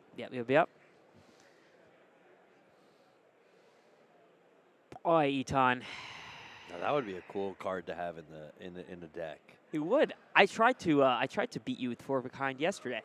Did you? Yeah. That's the deck I made. Did you beat me? No, I didn't beat you with that. But I beat you with a different deck. Yeah, okay. Yeah. Okay. Nobody knows that. Okay. So here we go again. Eton continuing to cycle through here. Oh, man. I'm this just is brutally long. But Suarez scooping. I mean, that's it. It's done. It's over. It's over. All right. Woo! Wow. That was a interesting... Long. Yeah. Long round. Long round. But what were your takeaways? You can't blame them. I mean, there's so much on the line. You just kind of got to play it all the way out. Oh yeah. Yeah. No doubt. But these Bismo or these Bunkus deck matchups can be brutal, especially if you don't hit all the pieces you need. And because Vibes is a game that doesn't have a ton of deck searching, there's not a lot of great ways to get all those cards, especially in purple, which is really where they need them. Yeah, I mean, Suarez was really drawing dead for a lot of those hands, or a lot of those turns. So let's see if he can turn it around, We've got game 2 coming up right now. So let's see. Will Eton go 2-0, or will we take it to a rubber match? We'll find out right now. We'll find out in the next installment of Vibes World Championships. Yeah, all right, let's look at these hands. So, okay, John is mulliganing, or Suarez is mulliganing. Okay, so he has an ascending. He's got a penguin who's okay. He's got a lot of the key cards he needs. Right, he's got that 2-drop. He's got ascending penguin. And then... He doesn't have Bismo, but he is... but he's got the purple mega, so he's got purple mega. But look at and he doesn't have Bunkus. Look at Eton. Oh, what's he got? He's got 2 Bismo adventures. Oh, that's tough. It's a. That's not an ideal. It's a pretty ugly hand if I'm being completely honest. Yeah, it's a pretty ugly hand. That doesn't mean that he can't turn it around. Not at all. It's just as we saw last game with Suarez. Not having your cards to start. Oh wow, he got rid of. Okay. What do you throw? Purple mega. Oh, interesting. Okay. I mean, you have to throw something as a rod, right? Yep. But yeah, Suarez having that 2-drop, having the 4-drop. Yeah, I mean, look at how far ahead he is right now. But especially Eton not having the second one, or not having the 2-drop, that's really tough because that allows Suarez to win the vibe check and get his ascending penguin out turn 2. Yeah, I mean. Yeah, that's tough. Wowza. All right, so does John play Brainy or does he go ascending? That is the big question right now. So many options. I feel like he probably goes ascending, right? It's an option he doesn't always have. I mean, you rarely get that chance. It's so rare that your opponent isn't playing anything turn or cycles 1 and 2. As far as I can't blame him for saying, "Hey, I'm gonna take this opportunity that's so rarely afforded him." Eton playing with this really unoptimal hand. He's going to play Brainy Penguin here to just kind of see what he can get. Pitching low slides, that's not terribly surprising. That card is not one of the critical pieces he needs. It is not. But choosing to keep 2 adventure squads is interesting. So he's considering, hey, if Suarez gets his stuff out, then at least he can buy himself a few more cycles, making Suarez hunt for all the pieces that Eton takes out. So getting rid of his Ascending Penguin is going to be a top priority for Eton as he continues to search for the pieces he needs. So Suarez is debating, it seems like, whether he's going to play Penguin Who Breaks the Fourth Wall or do Brainy Penguin first. I think he probably should do Brainy Penguin first, but that, John knows Suarez knows what he's doing. Sorry if I interchange between John and Suarez. Obviously, his name is John Suarez. Yeah, but getting that Brainy Penguin, you'll get the trigger for Ascending Penguin, but also Penguin Who's okay. So he's got both parts of the Brainy Penguin causing triggers here to get stuff into his ice. So he's probably in one of the better positions to play that. But it's interesting because having Penguin Who Breaks the Fourth Wall, you don't always see that so early because you just don't want to get rid of all those rods. Right. Rods are just often a good thing to have in Vibes. They're very useful because they help you play your cards. Okay, Suarez flopping, got those 3 fish, and he's going to play that Brainy Penguin. He's probably going to ice just the Overwhelm with Knowledge. You don't want to get rid of those Adventure Squads. Right, the question is, what do you get rid of from your hand? Overwhelm. But definitely Overwhelm. The question is, yeah. Those Adventure Squads, how much does he value them? Apparently he's going to get rid of both. Let's look at the text for Brainy Penguin here. Yeah. You ice up to 2, so Suarez isn't forced to ice it. But, yeah, the max he can ice here is 2. But remember, then he'll also draw 2. And which then ices 2 more. So he'll ice 1 for Ascending, then he'll draw 2, and then he'll ice 2. There you go. And there's a what? Ice 1 more. Okay. Okay, well, he's gotten a bunch of stuff in ice here. A little action heavy, no doubt. Only 3 of these are Penguins. It's not the end of the world for Suarez. No. Some of those are just, he chose those actions that he wanted to get iced here. Mm-hmm. And having an Overwhelm with Knowledge in your ice is never a bad thing. So Suarez has got to be feeling not terrible about that. But critically, no bunkuses hit. That's kind of the next piece of the puzzle here that Suarez is going to be looking for. Okay, he's going to use this to just as a chance to please hit a bunkus. And there it is. 2 bunkuses. Wow. Okay. Wowza. That is great. So that's big. If you're Eton here, it's beginning your turn. And he's got an Ascending Penguin in his hand. Oh, nice. You've got Ascending Penguin. You should probably play it. But no, not Eton. Suarez. Suarez. Oh, no. Yeah, I don't Eton only has loose slides. Oh, brutal. So that is not great. So Eton is going to have to make this call of, does he play the Adventure Squad? This could be a chance. Oh, he doesn't play his. Oh, interesting. Because Eton could have Adventure Squad to try to get rid of Ascending Penguin, and Eton chooses not to. Interesting call. Yeah. For sure. Yeah. Yeah. I wasn't expecting that. I don't think any of us were. I mean, again, he's probably played this match hundreds of times, so he has to just trust the process. As they say. They've definitely played this matchup quite a bit at this point. All right, let's see how many. I mean, do you even play the other Ascending? If you're Suarez? Yeah. Well, he doesn't. No, I say no because he does not have the Bismo yet. So tell us a little bit about that. Well, the issue is if you play both Ascendings, there's a high likelihood that you're going to ice almost too many cards, limiting yourself to very few cards, and potentially, as we saw with Goljari, basically icing yourself out. Sure. And losing because you can't draw. So I think it makes sense to hold off. I also think because there's a chance that, Suarez thinks that Eton has an Adventure Squad, I think he's just playing a little bit of poker right now and holding it. I think he's got to wait it out because ultimately he needs he needs Bismo. He needs a Bismo or he needs a purple Mega Penguin. Sure. Yeah, absolutely. So he has all these pieces, but the final thing you need to win, this win condition, is Bismo. If you don't have Bismo, you don't have anything. So Suarez just needs to grab that into his hand, but he is going to play Ascending Penguin. Okay, he's doing it. But he needs to give himself this opportunity to draw so that he can get there. Oh, so he is going to start the fire. Yeah, I mean, again, he knows what he's doing. So if you, Secret has faith here that he's gonna be able to tear through some of his deck, but not all the way through, and then finish it off next cycle. Hopefully, after drawing a Bunkus or drawing a Bismo. Yeah, I mean, again, unfortunately for Eton, he's just not. It's the roles have been reversed. You know, Eton drew dead. Has been drawing poorly, unfortunately, and honestly, that's why you have a best of 3, right?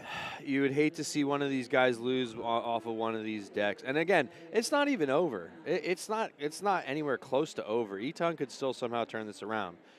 It's, obviously, it's just a little bit more predictable when you're playing the exact same, basically the exact same cards. Ice is the Bunkus, the Bismo. He just needed one less card in Ice. His what trigger throws his Bismo in Ice. That's tough. Yeah. He didn't. He noticed that what trigger too.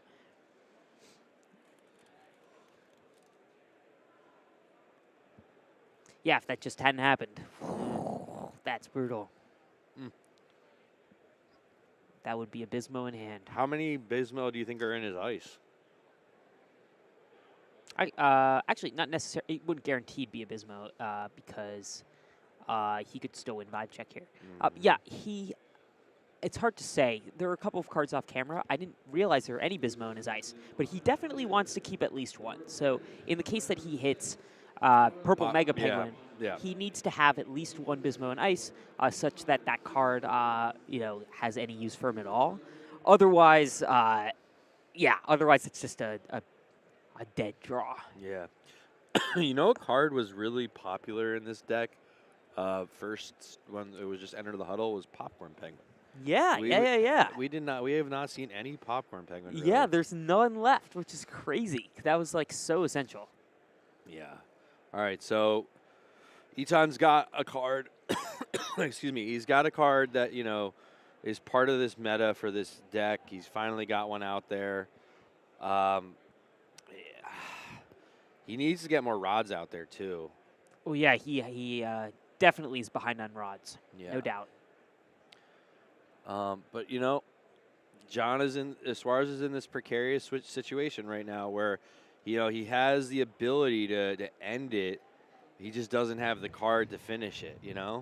Yeah. He has enough bunkuses in his Ice to to mill himself out, but he needs that Bismo. Yeah. If you don't have Bismo, you don't have anything. What a shame. What a shame. That's okay.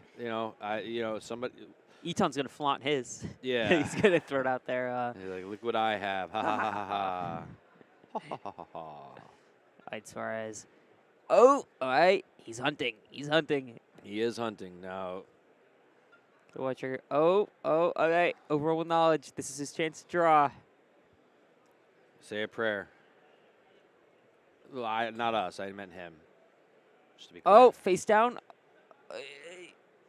What do you got? Show us what you got, John. Come on, John. Show us the Bismo. I couldn't. It was way too fast. It was too fast. Come on, John, please. No, those are your rods. Come on. Flip it up, buddy. The way he's looking, I don't think it's the Bismo. Oh. I don't know. He's got a good poker face. Okay. So does Eton. Yep. Should we just scream over there? Hey, John, let's see what you got. Yeah, this game is live, by the way, or we're I think maybe a couple minutes delayed. No, we're live. Oh, I think it's it. That kind of looked like it. Come on, John. I think it might be it. I think it's it kind of looked like the top of his hat, didn't it? Yeah. Oh, holy cow. You got to wonder if Suarez stacked his deck for that. Like, if he did that all, he knew where it was. No way he did. I mean, maybe he did. Yeah. Maybe he did. Oh, man. God, Suarez.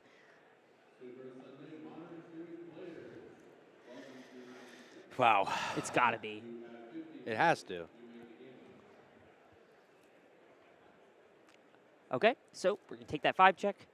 And Suarez now, theoretically, has all of the pieces. He's got all the parts of the engine. He's got his Ascending Penguin. He's got his Bunkuses in ice. And he's starting off with the Baron, so he gets to go first. He's got his rods unflopped. And we think he has a Bismo. We think he has the Bismo. So, he's flipping so fast. I can't tell if it's Bismo Brainy or Brainy. Wait, what's the other one? The other one kind of looked like Bunkus. It kind of looked like Bashful. Oh.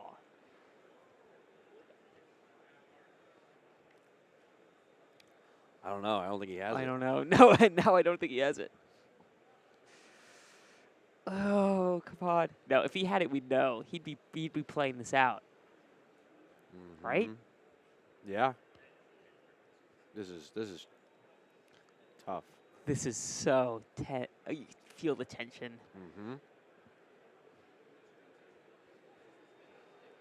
Oh, come on, Suarez. All right, 3 Bunkuses in ice, though. I mean, once it goes, you can just keep going. Okay. Right, No overall with knowledge. The thing is, he could also, by doing a little Bunkus action now, which he doesn't have to do, but he could do, he could get more overwhelm with knowledges into his ice. And if he did that, then that just gives him a couple of more draws during action time, which are just extra couple of shots to draw into the Bismo. I mean, he's doing the. You can see the brain churning. He's doing the math in his head right now about what he where he needs to place that Bismo to potentially draw it next turn.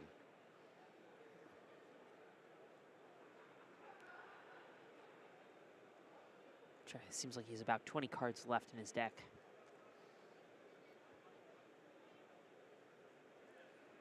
24? Something like that, 22, 24.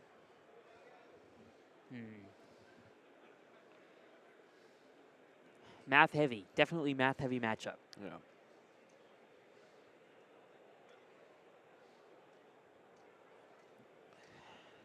Well, I'm glad we get to look at all this beautiful penguin art while we sit and watch these guys think. Yeah, I mean, it takes so much patience. Yeah. Look at those playmats. Really beautiful. I know. I love it. Yeah. Caution Fun. Featured. Penguin Who Quakes. New card. New card in the set.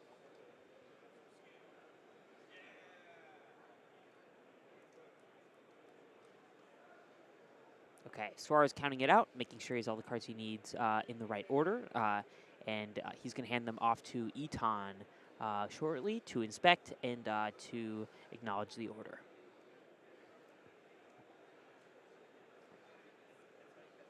Triple checking the math. Okay, can he hit Bunkus, or can he hit Bismo? Yeah, he's got 2 What triggers, which ice the 2 cards prior to Bismo, it looks like. Bismo, oh, what? I saw 2 Whats, and then 1 card, and then Bismo. Yeah, I think he's adjusting it right now.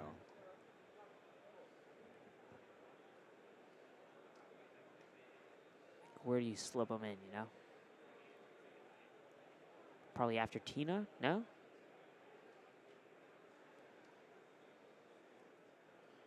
Are they discussing with the judge, making sure all is well.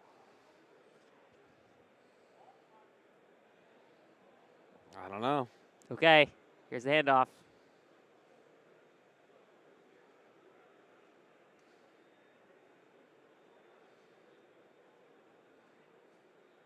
Okay, let's see if he if it's in the right spot.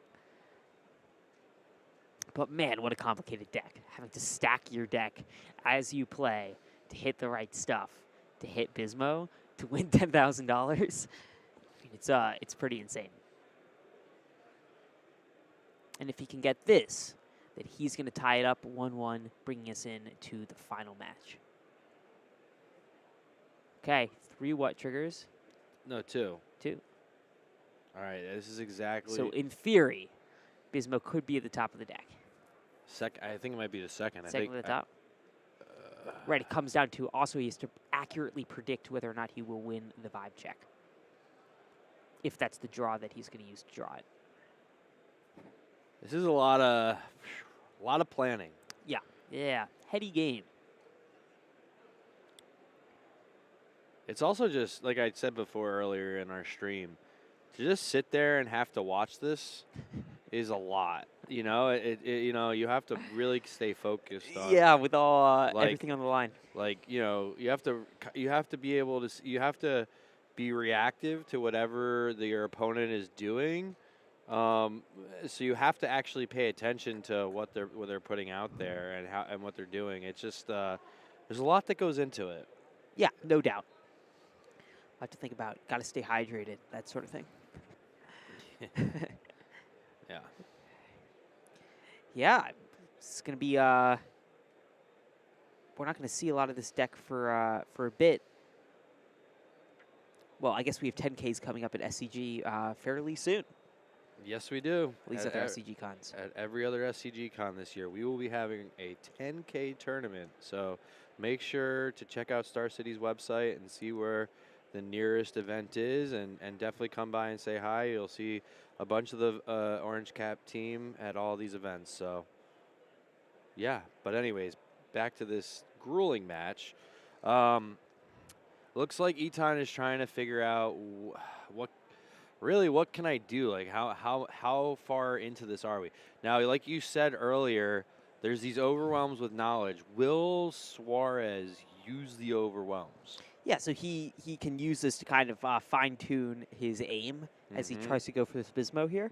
But Suarez has given no indication that his aim is off. I mean, it seems like it's highly likely that he hits it, just knowing that Suarez so rarely makes mistakes when it comes to this sort of thing. Only able to play an Ascending Penguin this time for Eton, so... Took him all game to get there. Yeah. Now John is wondering, did I do the math correctly? Will I draw? Or will I accidentally put it down fall? as a roll? Yeah, for real. That's a good one. Thank you.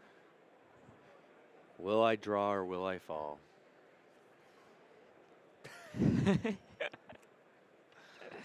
Oh, man. Will I draw? Come on, Suarez! Take the shot. I think he's trying to remember where he placed them. Yeah. You know? Take the shot. Oh, man. Is he Brady Penguin in hand, that's it. Is playing the Brady Penguin also draws 2 ice 2. That gives you... Yeah, I don't... Okay. He's electing to wait it out. Okay. Finally passing it on. Oh. Did he get it? Does it in his hand? I can't see. Hand. Oh, no! Is it not in there? I don't know. We didn't get to see.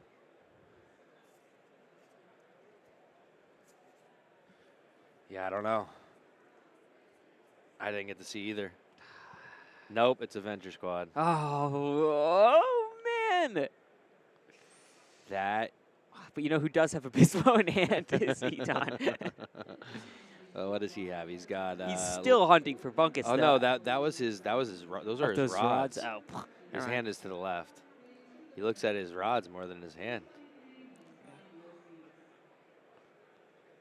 I mean, oh my God, this is. This is like trying to find a needle in a haystack right now. You know? Yeah, it is. It is. A little shake of the head. We get the aim wrong. Is he gonna pass? Does he take a chance? Does he take a chance with Overwhelm this time around? Yeah. Would you? Would I? Well, I don't know where he hit Bismo in the deck, so I would not feel terribly confident hunting for it right now. But presumably he knows what cards are near it. Yeah. Okay, he's going to ice 2 more cards. Throw some stuff from his deck down.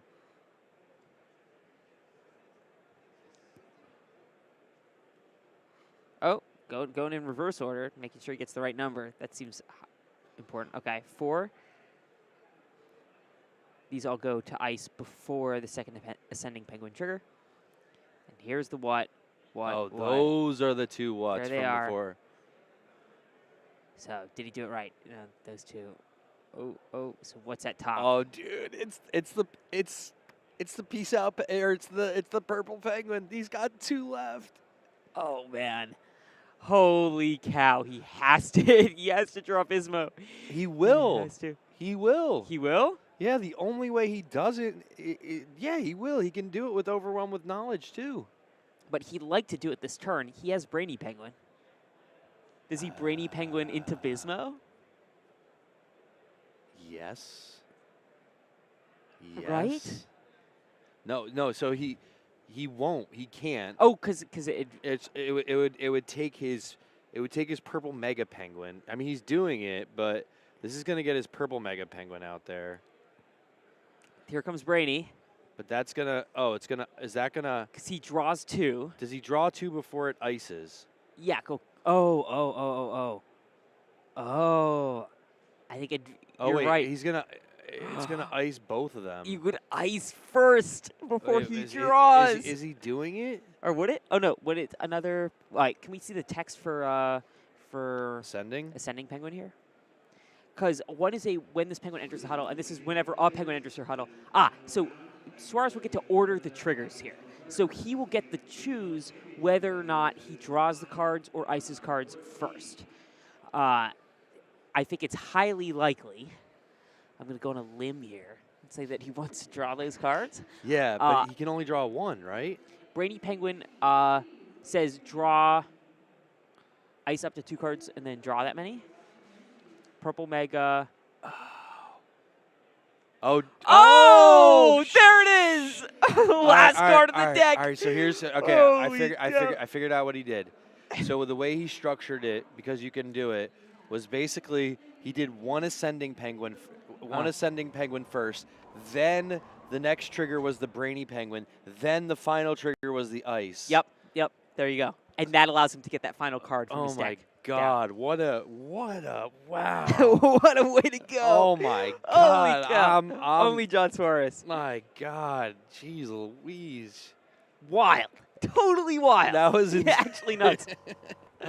That was insane. What an insane game, too. Oh, my God. And that takes us to this final game. Oh, we got the rubber Game match. 3. We got the. There it is. For all the money. All the money, all the marbles, and all the glory. Holy cow. Man, think about this. In probably the next hour, we're going to have our first Vibes World Champion. Yeah, it's nuts. It's been a whole year of competitive play. It's been an incredible year. I mean, we had our 20K Championship of the Americas in Hartford. We had our 20K European Championships in Rome, and our 20K Asian Championships in Manila. It all coming together here at the Championship of the Americas. So they both have decent hands. They both have ascendings. Ooh, 2 ascending with Suarez and 2 Brainy. The other one's got Layer 2 Tech, ascending, Bashful. Ooh, that's nice. Oh, that's Yeah. nice. Oh, you see that with Suarez? He's got 3. 2 Brainy Penguins, 3 ascending Penguins. Oh, my goodness. No shortage of those here. Yeah. But he is going there with no Penguin who's okay. Eton will have that Penguin who's okay here. So slightly different build. Both of them with great openers. They're going to be going to hunt for those bunkuses in ice, and once they get that going, that's where things are really going to get good. Yeah. Neither of them have a Bismo, though, do they? Currently, no. So Yeah. neither of them have Bismo in hand, and neither of them have access to bunkus. That's what we're missing here. Interesting. Yep. Wow. Okay. Eton going to be throwing down that Brainy Penguin with his 3-drop. It's going to give him a better chance to kind of perfect his hand here. He's not really getting the advantage, though, because he played the Brainy. Yeah, he has such a great hand. Throwing away Layer 2 Tech is interesting. It did win him his first game, or was part of his strategy in the first game. But it does allow him to get a what in there, and it's letting him get a Penguin who breaks the 4th wall on ice. Bismo. But yeah, there goes one Bismo. One shot. Oh, he has a Bismo in hand. Yeah, that's what I'm saying. Yeah. He's got a Bismo in hand. That's good. It's kind of wild.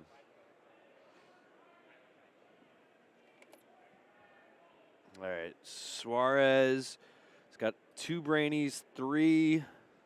I mean, he's got to get a Brainy out. He's got to probably, no? Okay. No, okay, he's going to lose it. I think he's losing it on, well, he's obviously losing it on purpose. Holy cow, are you seeing this?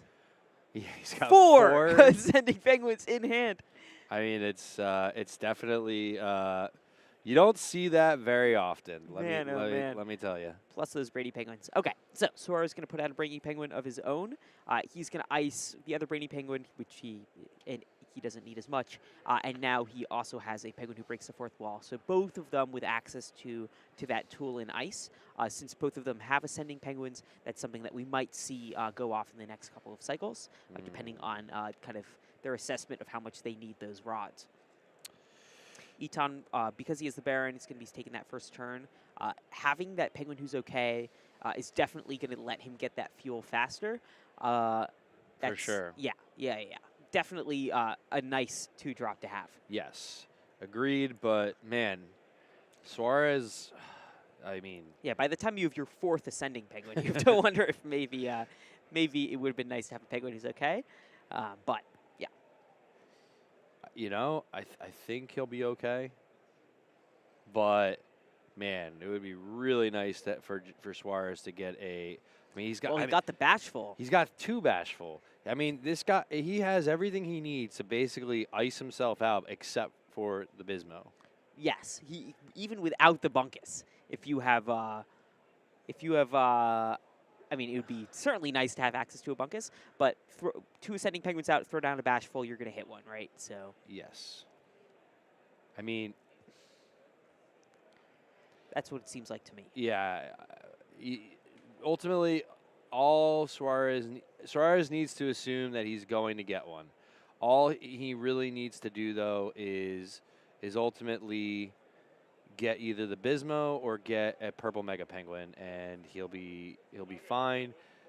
Eton is definitely in the driver's seat right now, but it's still very early. I mean, it's hard to say what's going to happen. I mean, yeah, Suarez intentionally holding back. Well, hasn't really had the option to play a lot besides Brainy Penguin, but has to decide right now how much does he hold back, how much does he throw down. He has to make that call on whether or not he plays Ascending Penguin. I think he has to. It seems to me pretty clear that that's the right call, but Suarez really wants to make sure that he's assessed all possible options here. He could also be baiting him into trying to use something like Adventure Squad right now, you know? Yeah, sure. Or, of trying to play a Bashful to win the vibe check, to be at the front of this turn cycle. There are other options here, but having an Ascending Penguin out is just so good. And especially if your opponent has one and you don't, being behind like that is really risky, especially with so much money on the line. Yes, I agree. This is a very slow start for Suarez, and it's, a little bit quicker for Eton. Yeah, Eton's hit everything he kind of needs to kind of move at the fastest pace that this deck can go. He has had the option for some time to use Penguin, who breaks the fourth wall. Right. But choosing not to, playing kind of a more disciplined match here, it makes a lot of sense. Yeah, I'm a little surprised he hasn't played Study All Night with the Penguin who's okay. To be, you'd think he'd want to, just put more cards, try and get that Bunkus into his ice. Sure. Yep. Once Bunkus is in ice, both of these players can really fly, but especially Eton here, because having that Penguin who's okay has given him a lot of fuel to get out that first Bunkus. It's not quite enough to go all the way around. Right. Okay, so Eton is going to make this play here. He's throwing a couple of rods away. It's a couple more things in the ice, and the hope is, can he hit Bunkus? And that is going to determine so much about how this game is going to go. He does not. Well, let's see. Oh, man. Doesn't hit Bunkus. Oh. Now, Eton does have the chance to do it again. Ice 2 more rods. And then be left with a single fishing rod in play. That's aggressive. That would be really aggressive. Eton's already taken kind of an aggressive tack here. The question is, does he go even more aggro? Apparently not. Okay. Man, not hitting that Bunkus. What does Suarez have? That's tough. It was a Penguin who slides. Little who slides. Yep, low slides. He's got Study All Night. Man, he's rolling in Ascending Penguins. Yeah. Does he play another? I think if you're Suarez here, you probably want a second one in play. I don't see a reason not to. But playing a Bashful, for example, might be a really good chance to get to that Bunkus, which is ultimately more important. Or the Penguin who slides. Or yeah, the little slides. Sorry, that's kind of the Bashful of this new deck is running Lil Who Slides instead. Although he has Bashful as well. No, he does. I think he's got two. Unless he rotted one. He's one Bashful right now. I think you'd probably rather have that out there so that you can control hopefully the Baron. Oh, okay. Now the question is, does he hit the Bunkus? What trigger? Oh, no. He doesn't. Neither of them there. He doesn't. However, at this point, he will win. I forget what's in Eton's hand right now, and he keeps it. He does not show us very often. So, you know, I don't know if there's anything he can do to target the Lil Who Slides. So, you know, there's a good chance that Suarez does win the vibe check. I think it's probably worth. I think it's probably worth him using a Study All Night, but you know, we'll see. Yeah, getting a Study All Night here would be great for just trying to hunt for that Bunkus. It would be even better if he had Bunkus. If he just had Bunkus, period. But yeah, no, getting opportunities to look for it, you want to take all those you can. Do you rod an Ascending Penguin here now? 100%. Is something that Suarez wants to consider. I think you do. Well, it really comes down to whether or not you think Eton has Adventure Squad as well. But looks like Suarez is probably going to make that bet. Is that the second one he rotted? So he only has one left in his hand. So he must have. Yeah. So, yeah, Study All Night.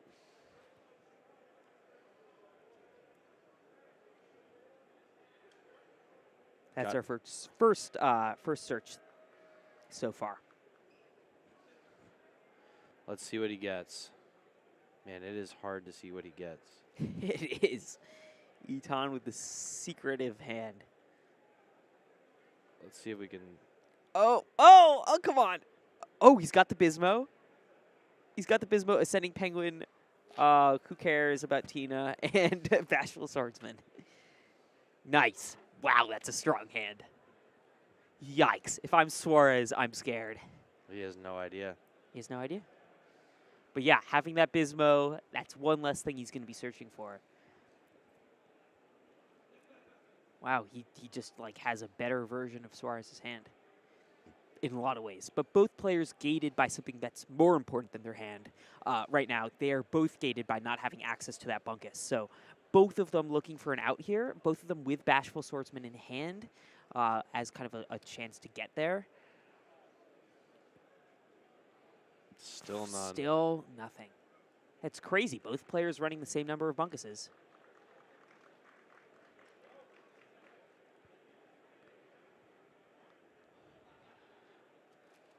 Okay, Suarez now on his turn.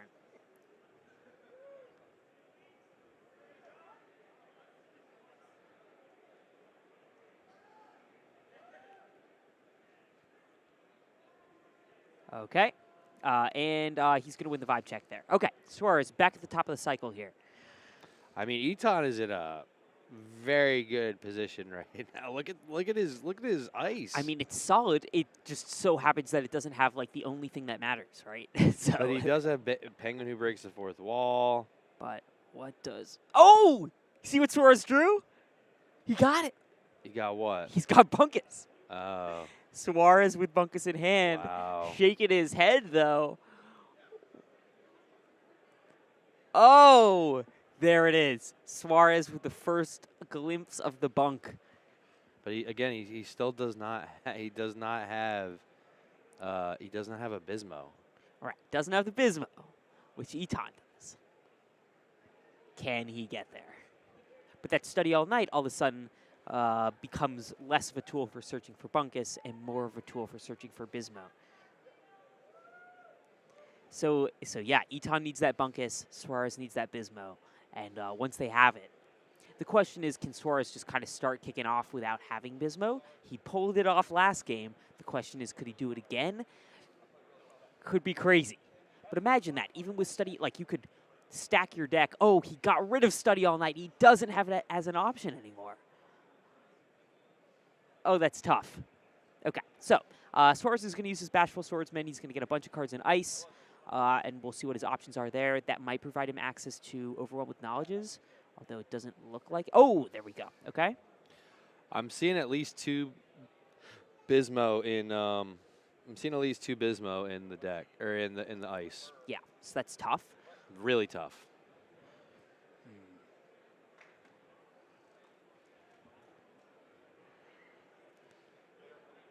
But it's going to be about just doing that math right.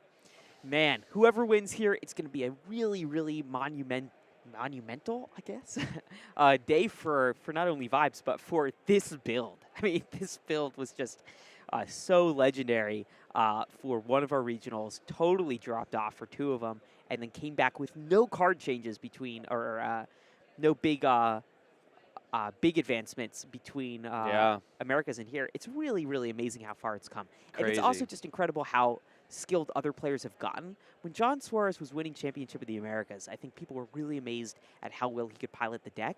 And other people now are at that level where they can pilot it like he can. But for a while, it was kind of at the point where Suarez was undefeatable in that realm.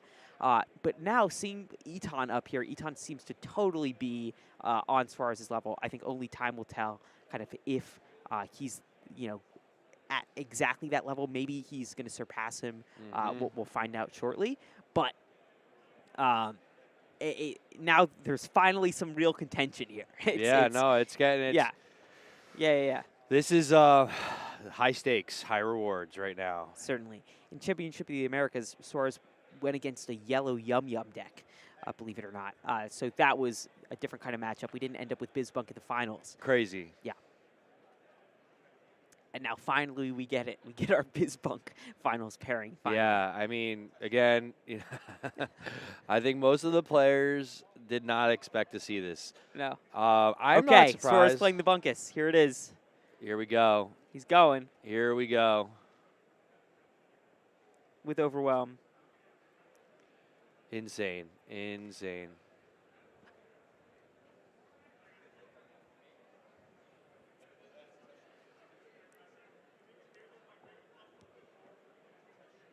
All right, Suarez shuffling through, doing the math. All right. I mean, he's already up to 13. Yeah. He is, which is crazy. Like, I don't know how that happened. He's been cranking through. He does have the opportunity to win by vibe check the more traditional way. Eton does. I mean, he's been calm, cool, and collected. He's been cool as a cucumber the whole day. It's crazy. Totally. Yeah, we haven't been paying too much about how many cards both players have in play at most points. With Adventure Squad being prominent in both of these decks, right? It's not often. I mean, it's rare you get to so many cards in play in the first place, but it also is another with reason. Adventure Squad. Yeah. Just because if somebody gets to 14, it's easy to take out their. Okay. Gotcha. Thank you. Okay, Suarez stacking his cards, how he wants them in his deck. Bunkus at the bottom, or Bismo at the bottom. So this is Suarez trying desperately to run it back. Can he do this right? I don't know. It's again, it's like what is it, shooting fish from a barrel? Like it is so hard. I think that's the opposite expression. I think. All right, that's when it's easy. It's a needle in a haystack. There you go. There it is. Yeah. It's like a needle in a haystack, but you know where the needle is. It's at the bottom of the haystack, but you can only move a certain number of needles at a time. Depending on how many fishing rods you have in the barn. Oh my goodness, this is getting intense. We're getting so close to a champion right now. I can feel it. You know. All right, here he goes. Math time. Okay, Suarez, can you do it? Okay, massive Bunkus already. 24. Chunky Bunky. 36. Oh, baby. Again, he still doesn't have the card, though. Right. He still needs that Bismo. Can Suarez get it? Okay, Eton taking his moment. Yep. I don't know. He's got the Bismo in hand. He just doesn't have access to Bunkus. If you can believe it, all these cards in ice, not a single Bunkus that he has access to.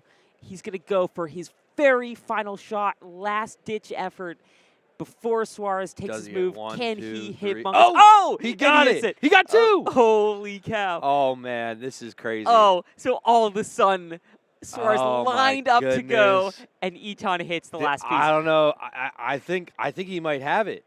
Okay, Bunkus won. You can feel. You can see how excited he is right now. Oh, yeah. This is crazy. You can't see it on his face. He's completely. Do you see how fast he's going right now? He's moving. He's getting so excited. He's like, I think I got it. Oh, boy. Oh, come on. Is Eton winning? It could be. It's real.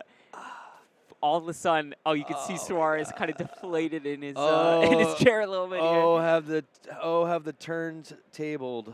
Yeah, something like that. All right, but Eton does still have to put some stuff on the bottom of his deck. We're far from over, but hitting 2 Bunkuses was critical. I mean, that was like, there's nothing, only thing better than 2 Bunkuses is 3 Bunkuses, but with 1 out and just the proportion of Penguins that he's going to be able to leave in his ice, that Bunkus is going to be so large, it's going to really make it highly likely that Eton's able to pull out that second Bunkus and tear through the rest of the deck. This is where we find out if he has enough. Oh. Wait, he's getting so close. He's got tight. 3 whats. Oh, what trigger? Oh my god! I think we might. Oh my god! Is that it? No, because he still has Penguin who breaks the 4th wall would be his out. Are those? Third Bunkus. Are those his cards in his deck? Yeah, that's his deck. Okay, so he could play another Bunkus. Yeah, so third Bunkus is going to be it. If he hits third Bunkus, which I mean, I think he's going to just play third Bunkus here. Yeah. And I think that's going to be it. I think we might have a new champ. We may. The first ever. Holy cow! All the way from Asia. Yeah. And there it is. Final Bunkus. He's going to go through the deck. Imagine all the people that didn't come from Asia. They must be kicking themselves. Oh, and boom. There it is. Wow! Oh, wow. Bravo. Unbelievable. Bravo. Eton 0-1. Our first Vibes World Champion ever. Holy cow. Wow. Bravo, sir. What a grueling match. This guy. What a game. That is so awesome. I can't even imagine what it feels like. I think we're probably going to get to talk to him for a little bit and give him the trophy. Wow. Oh, my God. That was insane. I bet you didn't expect that. No, absolutely. Eton coming through, mastering Bizbunk. With that layer 2 tech, yeah, which was basically a dead card. Yeah, he's built this entirely new set of tech in the deck. Oh, my going in and beating the original master of the deck in our championships. I am just, wow. Holy crap. Unbelievable. I'm at a loss of words. This was so awesome. Yeah, this was really fun. This was awesome getting to see, we saw a variety of decks. Today we saw less variety, but it was a ton of fun getting to see the champion come in. And actually, we're going to get a chance now. Wow, I think he's here right now. Wow, sir. Congratulations. Honestly, great job. Bravo. Congrats. Thank you. Should we call you Eton or yep. what? Okay. Eton. Eton? Yep. Congratulations, sir. On behalf of the Orange Cap team, this is the first place trophy. It is yours. You are the first Vibes World Champion ever in history. Yeah. How do you feel? It hasn't hit me yet. No? Are you going to Disney World? Well, I wanted to. No, man. What a grueling deck. It seemed like a grueling game. It seemed like first game Suarez really hit no cards, and then I feel like it flipped. And the second game you just got a really bad draw. Yeah. But man, what was it like playing a mirrored deck basically? Well, look, before this last night, I was checking all the decks I know all 3 Bisbunk made it to top 8. Yep. Yeah. I'm very happy about that. But I know I'm the weakest Bisbunk out there Oh, really? Why do you say that? You literally just won. in mirror. Okay. So Gotcha. on paper, I'm the weakest. I have 4 Tinas, Yep. 1 Poppin' Pete, and then 1 Opera House. Right. Those are all dead cards against mirror. Okay. So Layer 2 tech, though. Layer 2 tech, that was yes. Really that, interesting. that was a surprise for all of us. We were very confused. The first time we saw you on stream yesterday, Mhm. we were like, how is he playing cards that cost one less fish? And we're like, oh, it's the card that we've never really Yes. seen before, Layer 2 tech. What was your thought process going into that, that decision? So I know that I wanted to bring Bisbunk Yeah. in Worlds. So I was play testing online and on paper. Yeah. I made Redurple Colosseum. Yeah. Then I play tested a lot. Yeah. I always lose. Yeah. Redurple is very nice. I think it was the king of control in mid-range. Yeah. Yep. I could not get a win online. Yeah. So I told myself, okay, is there a way where I can win without giving the turn to the opponent? Then I saw Layer 2 tech. So my plan there is just to get a bunch of rods. Well, play Layer 2 first, get a bunch of rods, and then win my turn without even having anything on ice. I think Nice. there was a game Yeah. that with Jobber, like, Yeah. yeah. I So remember that that. was the plan. That was crazy. Yeah. Yeah. I mean, wow. What a where you're based in. The Philippines. Wow. What a trip. I Yep. mean, Yep. Yeah. Long flight. long flight. I mean, it must feel good though, right? Of course, yeah. I mean, how awesome is that? I mean, there were only a few of you guys that made it. We were so happy that we had some representation, Mhm. but hopefully it goes to show the rest of the people back in the Philippines. Yes, yes. If you grind it out, you put in the work, you take the gamble, you gamble on yourself, you have a chance to win it all. That's true. I haven't told my friends yet, so I'm telling that they're watching the stream. So I'm sure. Yeah. I'm waiting for a lot of messages. Yeah, I'm sure you're about to start getting an inflow of messages. This is just Yes. insane. I don't know, Elliot. You have any questions? Yeah, I mean, it was just amazing watching you play, and especially for us, we were both in the SCGCON for our World or our Championship of the Americas, where we saw John Suarez rock that deck, and he's just so incredible at it. He's just like constantly doing math.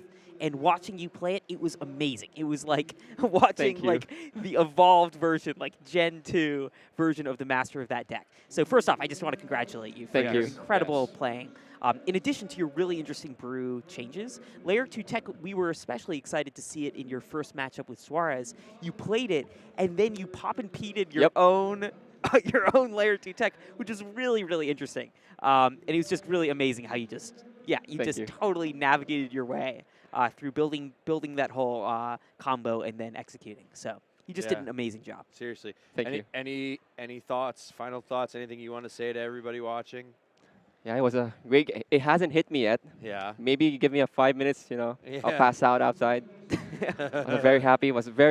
I didn't know that this game is so tough, Yeah. especially with open deck lists. Yeah. It's I So mean, challenging. But you did it. Yes. You climbed the mountain Yep, and you yep. are the champion. So just take it in for a second. You Yep, are yep. literally the first ever in the history of Vibes to be the world champion. Mhm. So Ethan, congratulations, Thank you sir. so much. You deserve this, and seriously, I hope you celebrate and really take it all in because it's something really special. Thank you. Awesome. Well, yeah. If there's nothing else, I mean, I think we'll let you go celebrate. Go celebrate with the community. We'll be with you in a sec, and yeah. We appreciate everybody that's joined the stream. We hope you guys enjoyed it. I know we did. It was awesome to see our first champ here. He's got some hardware to bring home as well as we also got the uncut sheets. Yes, you'll be receiving 4 uncut sheets. It's a complete foil edition of our Nice. first ever print run of first edition, Yeah.